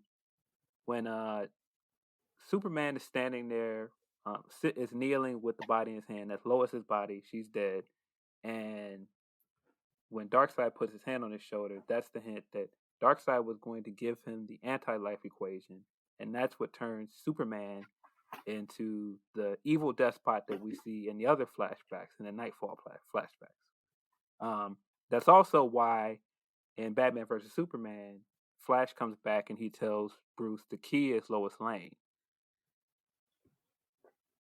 right. Yeah, and he also says, you were right about him, you were always right about him, and that was about him not trusting Superman. Exactly. And he also, so in Justice League 3, he was going to come to the future and tell Batman something else because it wasn't enough to change the future. And the thing he was going to tell him is, she lied to you, it's your baby. Jesus. This is I can't make all this stuff up. It's all out there on the internet. Man. But yeah, so and I have my issues with the whole flashbacks. Did we really need to see Diana like laid on a slab dead? That was a bit much. Yeah. I didn't need all of that. But yeah, but that just goes into everything that happens in the last 30 minutes or so in this movie that are just this movie just jumps so off the rails in the last 30 minutes. I mean, from them, executing Steppenwolf and throwing him through the portal to the Nightfall scene, which is god awful. Oh my god, it's terrible. And I can't believe so many people follow me on Twitter that love this scene. And I can't believe they love it. It's like, why do you guys like this? You're talking about the Joker exchange at the end? Yes, that is. Yeah, it's so bad. Oh my god. Oof. It's well. Oh, I'm sorry. I skipped over the Luther part. Like we got the Luther breaking out of jail, right? And Luther breaking out of jail is almost shot for shot like Joker breaking out of jail and killing Joke. I mean, from the guy in the standing in his cell laughing maniacally. Yes. It's exactly like what Joker would do. I was like, but that's not Lex's thing. And why would Lex be in Arkham? Yes. Why was Lex in Arkham exactly? It all is stuff that Joker would do. It almost feels like Joker was supposed to be the bad guy. I can explain that. I can explain that Arkham thing, actually. In the extended cut of Batman vs. Superman, the scene at the end when Batman goes to visit him, he's like, oh, well, I'm not mentally fit to stand trial. I'm insane. And Batman's like, well, I made sure that you got transferred to Arkham Asylum, and I still have some friends there who are looking forward to meeting you. Okay, there you go. All right, so Chris, hold up. So first off, there's an extended cut, and second, you freaking watched it? Like, Man, yeah, I mean, you're into like sadomasochism, I suppose, because I don't think I could put myself through that. I will say that the Batman versus Superman extended cut is better than the original cut because it fills in some plot holes. Ah, And there's like whole characters that are added in too. Like Jenna Malone is in that movie, but she was completely cut out of the theatrical cut. Everybody thought she was going to be playing Carrie Kelly, but she ended up just playing some random person at Wayne Tech that Lois was like working with on something. But yeah, I do think that that extended cut, because it was a completed cut before they made all those changes, ended up being more cohesive than this extended cut did. Ah, okay. Still a 3 hour Batman versus Superman movie that ends the exact same way with the Save Martha scene. So, God. What'd you say? What did you say? Oh, it's terrible. Yeah, the yeah. I don't know, like all the Lex stuff is very Jokerish, and then you get like the stuff with Slade, Deathstroke in this thing. I thought was cool when I saw like the original Justice League, but that's because they broke it up as mid-credit scenes. It seemed like they were just so dead set on in this movie, like we don't do mid-credit scenes like that other company. So we're just gonna throw all these random scenes together in the epilogue and not cut them in a way that makes sense. They're just gonna jump from scene to scene in a very random and sporadic way. So, do you remember how the epilogue of Return of the King felt like it ended 10 times? Yes. Like it literally fades to black 10 times before the movie's finally over. Yes.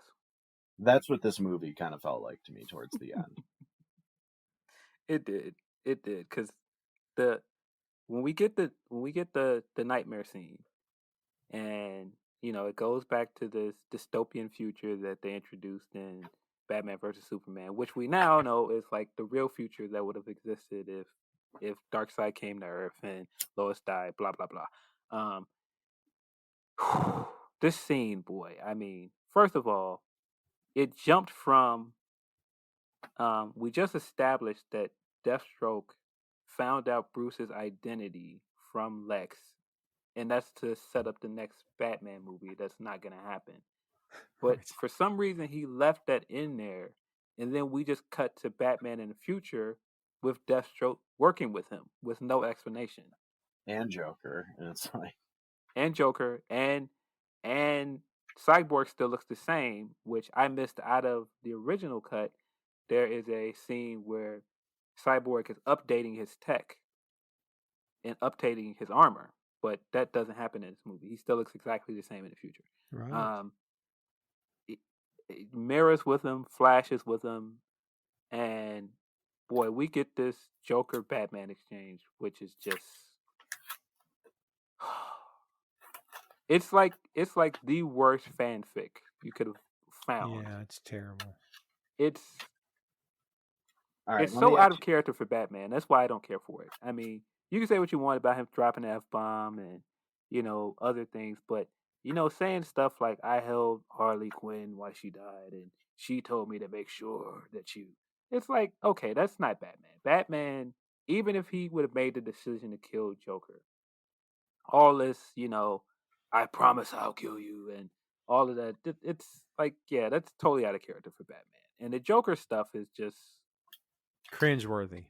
yeesh. It's like the Joker stuff is not even menacing in a good monologue way. Like the monologue we got from Batman Beyond, Return of the Joker, and when he finds out who Bruce is, and he gives him like that monologue of "I've won." That monologue is way better than that because it's motivated.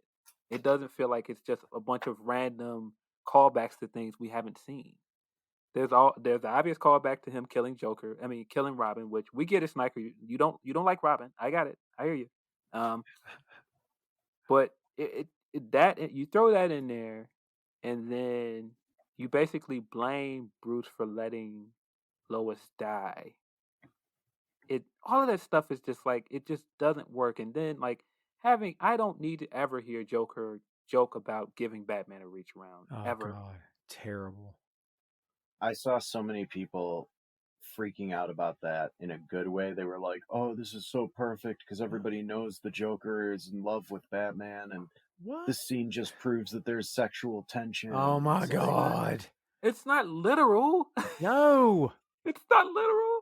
He's obsessed with Bruce Wayne and slash Batman for a plethora of reasons, and none of them have anything to do at all with physical attraction in the slightest. He's not at all. It's the id and the ego. It's the polar opposites. This Gemini. It's that's where Joker's head is all the time. It's like, well, you wouldn't be you without me, and I wouldn't be me without you. We need each other. Good God. Right. at That's how I least always read it. I will say he was 1% better in this than he was in Suicide Squad. Like, just removing all the stupid tattoos from his face was a big Yeah. step in the right direction. It almost seemed like the Joker from Suicide Squad and like Heath Ledger Joker did like a fusion dance, and then they like fused together Yeah. because they Yeah. had like the similar scars he had the similar scars on his lips like Heath, and like the smeared makeup. But man, this scene was just atrocious to me. I don't understand why people like it. It was just so, and it went on for so long. It was so overly indulgent too. It was like, And here's the other okay, thing I'm curious about. So we're supposed to look at that and be like, okay, things are so dire in the future that Batman is forced to team up with Joker. No, that would never happen for several reasons, including the fact that Joker brings nothing to the table when all those other heroes are present. Nothing. Mira, Flash, Cyborg, Deathstroke, Batman. All of them bring something to the table when it comes to being heroes, even Deathstroke. Joker just had a machine gun.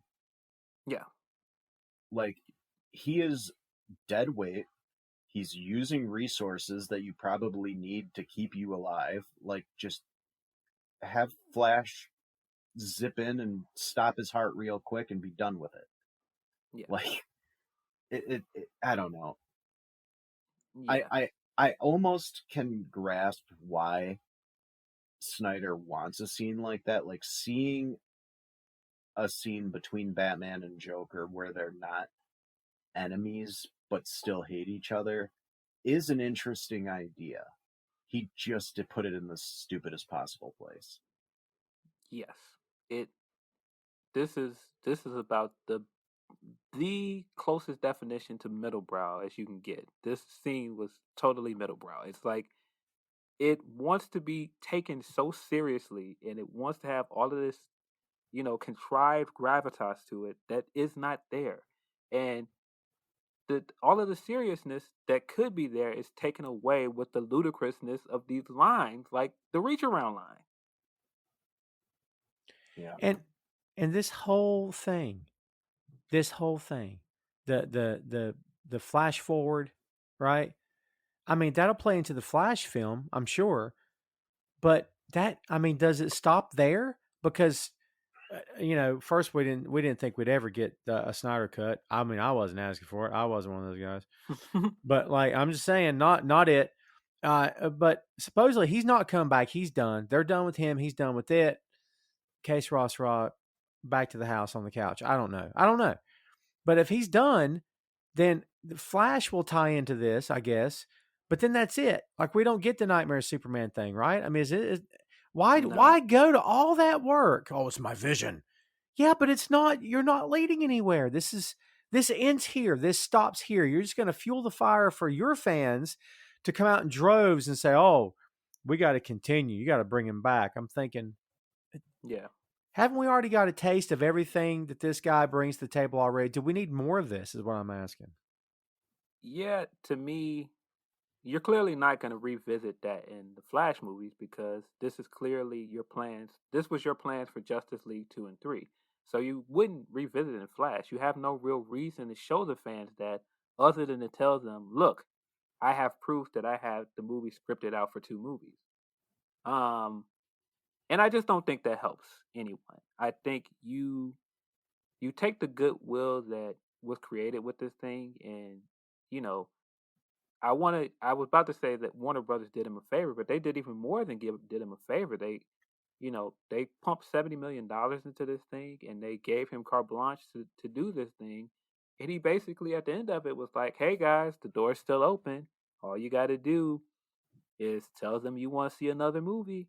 And Yeah. that's why this is never going to end. And I said that from the beginning when you caved and gave them the cut in the beginning. Once you say yes to this crowd, they're just going to keep asking for more. There's not going to be a no. This is not what we're going to do. And I've seen where DC has put out all of this casting stuff for their new movies, and they've taken a hard stance and said, "This is it. We're not doing any more Snyder movies. This was it. We appreciate the fans going hard for this movie." That's not going to work. You already caved and gave them what they wanted. You can't go now. Oh well, that's it, guys. I know he basically gave you 2 trailers, but we're not making those movies. Tom Clark's 6M podcast is sponsored in part by Radius Law Group. Every day, Radius helps individuals, families, small businesses, and nonprofit organizations throughout North Carolina, Florida, and Pennsylvania resolve their legal issues by providing effective legal counsel in the areas of estate planning, as well as elder law and Medicaid. Radius Law holds the radical belief that working with a lawyer can indeed be enjoyable. So give them a call at 1-800-519-5667 for more information and tell them that Tom Clark's 6M podcast sent you. Chris, you think they're done for real? Or is this just, grandstanding on both sides right now, especially on DC's part? I don't think they know what they want to do. Because they're going to do another Aquaman. They're going to do another Wonder Woman.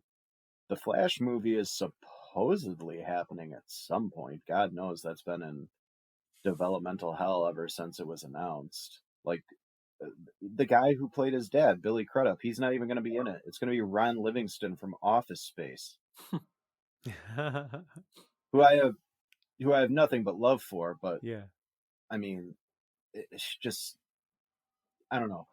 At this point, what I'm hoping is that the Robert Pattinson Batman movie blows us all out of the water, and they decide, okay, let's build a universe from here. We have a young Batman.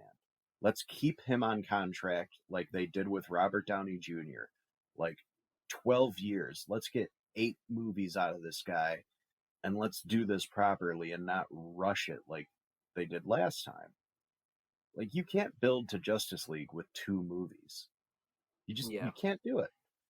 So, I don't know. I'd have no problem with them keeping Gal, keeping Jason, keeping Ezra, and then moving forward with Pattinson as the new Batman, and they just decide to say, screw it, we're just going to ignore that other stuff and establish this is, like, I'd be fine with that if they decided to go that route. But I almost feel like at this point, DC should just say, you know what, our heroes are better off doing solo stuff. Yeah. If I were them, I would go the X-Men Days of Future Past route, and I would have Flash do something to change the timeline and mess up the timeline by the end of his movie. And when you get back to the regular timeline, Pattinson is Batman in that universe, and they could just go forward with the Justice League the way it is with that cast. Interesting. That's what I would do. But that's the problem with putting this cut out and having the stuff at the end. And I'll go ahead and say it. I think there's some nobility to what Snyder did and getting to do his own vision. And I applaud him for, getting his creative vision out to the world. I'm sure, like we said earlier, it was a cathartic experience for him. But I think continuing to go with these fans at the end of this movie is irresponsible. Because they're never going to give up. And I've even seen things like screenshots of him on Instagram saying, oh, just keep watching the movie, because people are like, well, what else do we need to do? He'll just say, oh, just keep watching the movie on HBO Max and keep getting other people to watch it. No. I think the thing that we're forgetting here at the very beginning, there was no Snyder Cut, people. He had to finish the movie. There was no Snyder Cut. You did not win, and you did not get him to release something because he didn't have anything. Right. Right. So, and this is the same thing. Now you're going to start doing it to restore the Snyderverse thing. There's no Snyderverse. There is no Snyderverse. It's over. And so continuing to go with these fans, it's just going to be a never-ending thing for Warner Brothers Studios. You're going to keep getting these fans trying to harass executives and whoever else to get what they want. And I Well, think he should have took a hard stance at the end of this and said, "All right, guys, we got my cutout. That's it." he did say actually in an interview the other day that he's like, I think I'm done with comic book movies. I want to focus on original stories moving forward, I mean, which he I applauded that. Like, good, yeah, you and know. he did say that, but that's again, you can contradict that by putting all that stuff at the end of this movie and giving them hope. And also, like I said, True. tweeting things at people like, "Oh, just keep watching the movies." I have. Then they released a black and white version today. Why? Hey, Logan in black and white totally works. Not every film does, but Logan totally does. Yeah, but Logan's not a movie where you have a bunch of people shooting plasma out of their eyes at Very each true. other. And Logan is a really, really good movie too. So there you go. That makes a difference too, for sure. Here's a thought, Yeah. and this is coming from no one in the room but me. But we don't just have Marvel and DC getting into the business. I mean, you would have to think Dark Horse would want to broaden its horizons. We know that Valiant is trying to get itself in there. Is there a potential Elseworld story here where Valiant approaches Zack Snyder and says, "Hey, we've partnered with the studio. We'd love to hand you our universe. What do you think?" I mean, hey, I'm just throwing it out there. I think it would get over a lot better because there's not as many preconceived notions of, hey, Exo Man of War would never say this. Yeah, but you don't know that because no one knows who that is right now. So, I mean, dude, you talk about giving this guy a sandbox to play in. I don't know. I think I might be there for that. I might be there for that to check it out. I mean, the slow motion crap aside, the hair flipping nonsense, but that might be an interesting thing if that were to take place at some point. Well, let me ask you this. Did you like 300? I didn't dislike 300. I don't want to go the Batman Ben Affleck excuse I had earlier, which was not excuse, it's the truth. I didn't dislike it. I can't say I came away from it saying, "Oh my god, that was amazing." Visually, it's stunning. It really is. Um, I don't know. It was okay. It was okay. Because I feel like any movie we get outside of DC from Snyder, Watchmen notwithstanding, because that wasn't really DC when he did it, it's going to look like 300 or Sucker Punch. Like, he has a very, very particular style, and I think it's just not for me. And that's fine. He's not Right. the only director whose style I'm not a huge fan of. I got pretty tired of Wes Anderson's shtick after a while. Like, I loved Wes Anderson movies when they first started making them, and now it's to the point where I'm like spotting all the tropes that he does in every single one of his movies to where it's no longer enjoyable for me. Kind of the same thing with Snyder. So if they hand him another property with a bunch of unestablished characters, yeah, he could probably do a better job with that than he does with Justice League. Because, like you said, there's not going to be a bunch of preconceived notions in existing media about these obscure characters. Um, I personally think a character like Hellboy might actually be suited to Zack Oh, Snyder's style. I don't hate that. Because Hellboy is just such a weird character in comparison to the traditional characters we're used to. And with Zack Snyder's aesthetic style, I feel like he could do some cool stuff with like the demons that Hellboy would be fighting. So I do think there's a future out there where we see a superhero movie made by Zack Snyder that's enjoyable. But if it doesn't happen, I'm not going to be upset about it. Yeah. Well, One thing I wanna ask you guys really quick because I had to bring this up. So the scene with Martha coming and talking to Lois, and then we find out afterwards that it's Martian Manhunter. Like, yeah. doesn't that completely undercut the entire scene? Like, that's a scene that, had it just been Martha talking to Lois, would have been a great scene.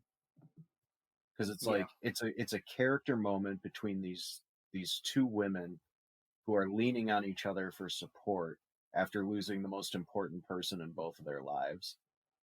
And Martha is like telling her some very personal stuff that, how does Martian Manhunter know that? Did he go read Martha's mind real quick before coming over to Lois's, find out that she lost the farm?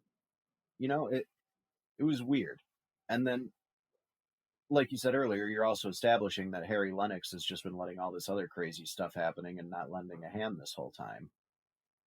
So I'm just curious what you guys thought of that. Like, did that ruin the whole scene with Lois and Martha, or was it just a completely pointless thing to begin with? There again, I go back to the notion of why are we even laying the groundwork for something we're not going to see? Unless they're going to move forward with the Martian Manhunter in some form or fashion. It kind of felt like it was fan service for no good freaking reason. Like, Yeah. but It, I'm it, with you. I think it did hurt the legitimacy of the scene because I thought the scene was great. And then I was like, wait a minute, that's Manhunter? Why? Why? yeah. It felt very contrived. It felt very much like, here's a great scene, and then afterwards it was like, well, we need you, Lois, in Harry Lennox voice, and it was like, huh? It was like, yeah, it was like they, if you see those like TikTok videos where somebody will make food and then they'll keep adding stuff to it until it's like, nah, I don't want it. It's like it's like you got this great looking plate of food and then you just decide to pour all of this like oyster sauce all over it. Like it didn't need that. Yeah, and I guess originally at the end when Manhunter shows up, he wanted to use a different green, like a Green Lantern character. Which would It's have like, made thank even less God, sense. yeah, thank God Right. they didn't let him do that, because they're not going to get that payoff at all. The only way that I would have popped for that is if Ryan Reynolds showed back up as the Green Lantern. Because honestly, that would have been hilarious. And I think it would have pissed off enough people to where I would have been even more entertained by it. But it didn't happen. It just ended up being Martian Manhunter, who, by the way Bruce is talking to him, that's like the least Bruce Wayne I've ever seen anyone act who's supposed to be Bruce Wayne. He like just woke up, still looks tired, and is like, "Oh yeah, you want to be part of the team? Cool, man. We need some help. I don't need to check you out or anything. I totally trust you." Yes. No, Bruce formulates plans on how to kill people before he ever even gives them a shred of trust. Right. Yeah, Ugh, man. you mean Bruce that is inexplicably living in a house that looks like it's entirely built out of glass, and you could see every room in this house. Yeah. Oh man. Wasn't there some sort of crazy online explanation for that too? Well, that was like his new house after Wayne Manor got destroyed, which again, we don't know how that happened, why it happened, when it happened. Nothing. I mean, was No. that supposed to be the Wayne Manor that was destroyed in the Bale movies? Are you connecting those? Because now that's even weirder. So, Yeah. And Affleck looked a lot different in that scene than he did in the rest of the movie. that was an absolute reshoot. Yeah. Yeah. Oh yeah. You could Affleck definitely tell. had lost some muscle. You could see how Yeah. much smaller he was, too. But Yeah, just. And all did you those really epilogue. And you know help what? Martha by buying the bank? Why didn't you just buy the house? Like why, Yeah, I why was going to say, you that's know? such a flex that you don't need. So this is the Clark that we get in this movie. We're to understand that Clark felt so guilty that he got this man killed. He built the weapon that got Superman killed. He felt so guilty he had to put this team together and he had to reestablish all these things to rebuild his legacy because he was a real hero. But in the meantime, he slept with his girlfriend and then he bought his mother's house, so he owns it. There is no bro code in the DC universe. No. Yeah. The whole pregnancy thing with her, that, oh my God. When I first read that, because I read that recently too, and I think we might have talked about this the other day, Phil, when we did the Winter Soldier thing. Like, that right there tells you everything you need to know about Zack Snyder's interpretation of these characters. And listen, I went into this movie wanting to like it. I never go into any movie wanting to hate it because that is pointless. I wanted this to be better, and it was better, but it just like that's like saying a Hot Pocket is better than a Totino's pizza roll. They're still both microwaved pizza facsimiles. So at the end of the day, you're going to have people like my mother who's going to prefer the Joss Whedon version because you can watch it in one sitting. There's a few lines that make you laugh. And even though the story isn't the best, it at least is kind of a cohesive story. Like there's one villain, they all team up, stop that villain. This movie had so many plot threads that were left dangling, and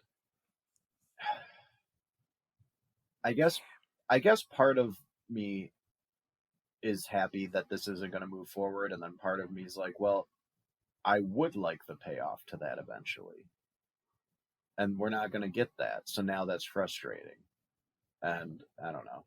Well, I'm probably going to watch this movie again at some point down the line, but it's going to be a while. I've been watching it the whole time we've been doing the show, and it's not. There's nothing got any better. Number one, pizza bagel bites are better than pizza rolls and Hot Pockets both. I agree. Why do you think I kept them out of the comparison of two bad pizza products? Hey, man. Second, I've been sitting on this for the better part of 40 minutes, but I have discovered the answer. And it was the question I sought answered when we started this episode, and I have found the answer. I know where the $70 million went. You'll both thank me. There will be a rousing chorus of cheers when I reveal said answer. The $70 million went to fixing Superman's lip. That's right. That's where it went, because freaking thank God I didn't see it.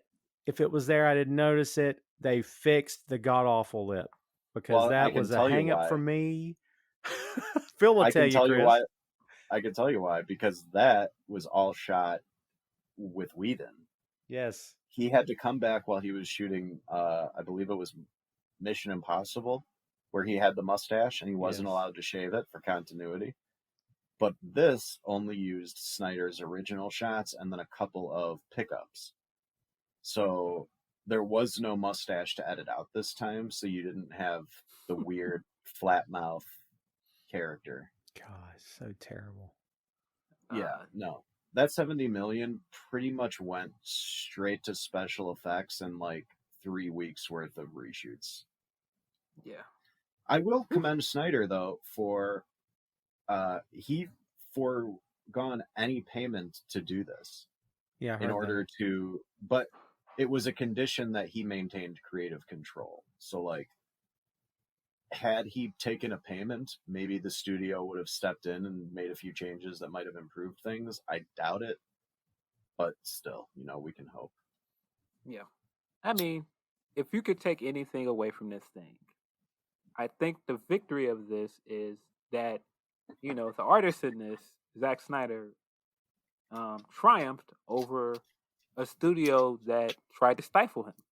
And I mean, that's the one silver lining in all of this, I believe, because that isn't just a Warner Brothers thing. I mean, you could go back and look at Fantastic Four and how they, studio meddled in that movie, and we got the movie we got. You can look at even Marvel. I mean, Jon Favreau has talked about how he had a hard time dealing with how much they wanted to be involved in the making of Iron Man movies, and that's why he eventually stepped away. Edgar Wright, same thing. He was the original director for Ant-Man. He didn't agree with the way Marvel stepped in and meddled, and he stepped away from the movie. So, I get it. I do think that is the bright spot in all of this, that he did get to put his vision on film, and that all of his fans are satisfied with it. But the way that we got to this, I don't like it. I don't like that we are rewriting history and acting like the last 4 years didn't happen as well. You've got all these people, celebrating what they got, and we're completely glossing over the fact that people were harassing people online, including women, by the way. I think that it's fascinating that you have some people that are, crusading against Joss Whedon and calling him a creep and, oh, he's this and he's that. And that's all well deserved. But some of the biggest Snyder Cut supporters were also harassing female executives from Warner Brothers Online. And we're just going to gloss over that because they got what they wanted. And that's the part of this whole thing that I think is a little bit icky and I just don't like. And I just don't like the precedent we're setting here with if you're not satisfied with something, you can just get online and complain until you get what you want. Yeah. And they've been trying to do it with other things. Like there was petitions to reshoot The Last Jedi and The Rise of Skywalker.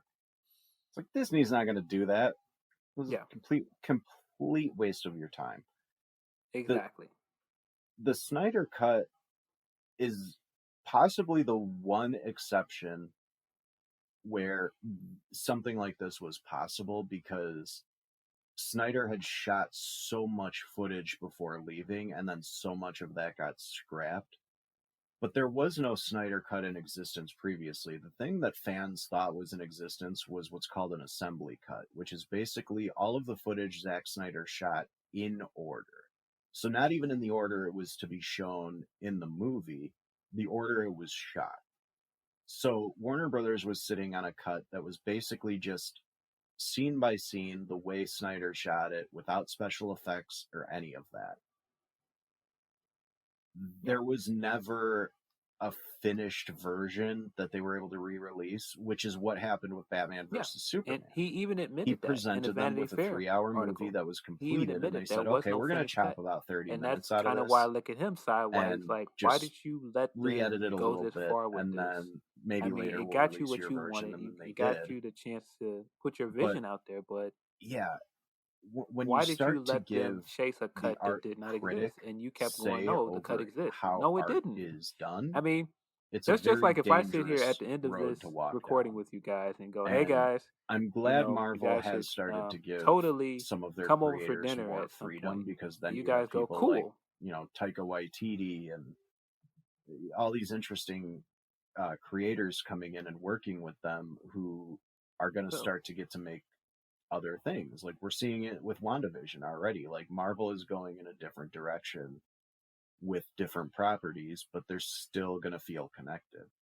And I hope DC is learning from that and is like, okay, well, let's give different heroes to different filmmakers and let them do them their way. And like I said, I really want this Pattinson Batman to work because I would love some kind of DC universe to exist, even if it's not all leading up to big team up stuff. Yeah, I mean, as comic book fans, we want this stuff to work, regardless of what studio, what company it is, because we want to keep these movies happening. I mean, the good ones, and we don't know it's going to suck or not until we watch it, and it's all subjective anyway. But, guys, it kind of feels like we're leading up to the last word. We could probably do another. We've reached an hour and a half left to the actual film, so we could probably fill that hour and a half easily. But let's sum this thing up, man. If you guys can do that, so let's get your last word, Phil. I'll start with you.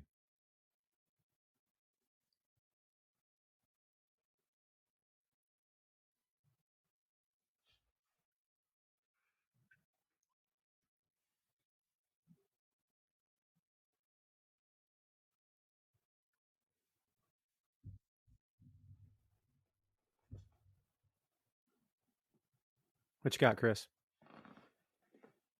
Yeah, I don't really think I can say much more than what Phil just said. He pretty succinctly said my same opinion. It's, I'm happy for Snyder that he got to finish his vision. I'm happy that Snyder's more polite fans got what they wanted. I don't care what the jerk fans get, but I don't think this was absolutely necessary. It feels like HBO being like, well, we need something to attract people to our streaming service. Let's do that. 70 million to put out a 4-hour big budget version of a movie that already exists is much cheaper than spending 150 to 200 million on a new movie. So I kind of get that from a business perspective. Like it made sense to do this. It would not have made sense to release this in theaters unless you had an intermission in the middle, though. So it was kind of built for streaming. And at the end of the day, this should have been a mini series. I think it would have been paced better, and it would have been easier to digest, and it would have justified the long runtime. And both you guys make excellent points. My last word on this is kind of flies in the face of a lot of stuff we just talked about. Right now in this moment, I'm of the opinion that you either roll with Snyder or you don't. That's it. And the response that, and of course, the hate and vitriol and nonsense that happens online, regardless of that, there is a passionate fan following of the good fans who really wanted this movie. You guys are 100% right on that. And Warner Brothers has to see that. That's got to be obvious that the fan base is there for this guy and for his vision. And a lot of people have applauded this movie. They applauded the other one actually, and wanted Zach back. So I'm actually in this moment of the opinion that you either roll with him or you don't. And if you're not going to roll with him, don't let this happen. Don't let the Snyder Cut happen. They had the ability to say no. They could have made this a graphic novel. They could have made this a much more scaled down version. They could have not spent $70 million and done something else. Or they could have spent $70 million and done something else besides redo the movie. They could have done any number of things to maybe, I don't want to say satisfy, but at least give the fans something they could hang their hats on and say, hey, here would have been what we wanted. And Zach's a part of it, and we like him a lot, and that's good enough.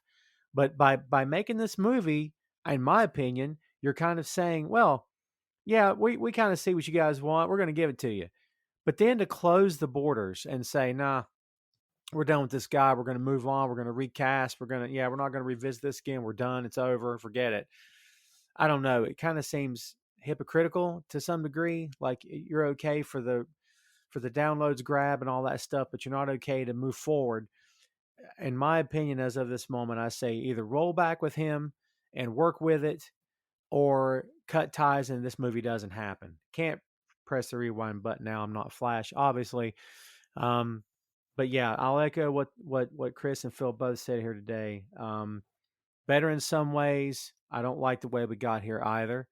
And I can't say I'm dying to see what would have happened next, but there again, roll with it or don't roll with it.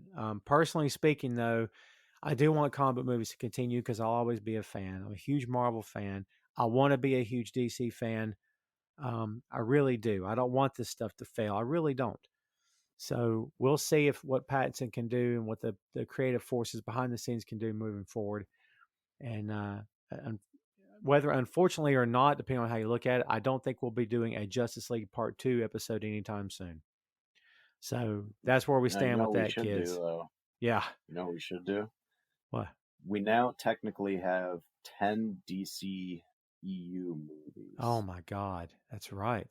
Is it that many? If you count this as separate from the original Justice League, yes. There's technically 9 between Man of Steel and Wonder Woman 1984. So at some point we should go through and just kind of grade each of these movies to figure out if we actually like the DCEU at all.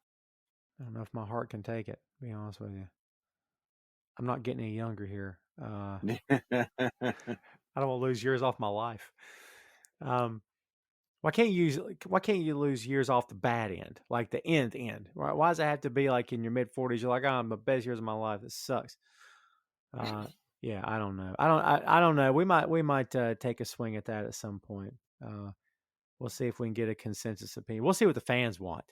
I mean, if they want the Tom cut of this show, okay, the Tom cut, and by God, we'll make it happen. So maybe it'll be the Chris cut. It's your idea. So there you go. Yeah. We'll see what everybody thinks. Whatever, man. I don't need my name associated. I was going to say, you're going to take the blame if it fails. So there you go. Yeah, we'll see what happens next, kids. Stay tuned for that. There might be more to come. There might not. Who knows? Only time will tell. And that is the Snyder Cut. Hey, thanks for listening to the show. Check out our social media on Twitter, Facebook, and Instagram at 6M Podcast. We'll see you next time.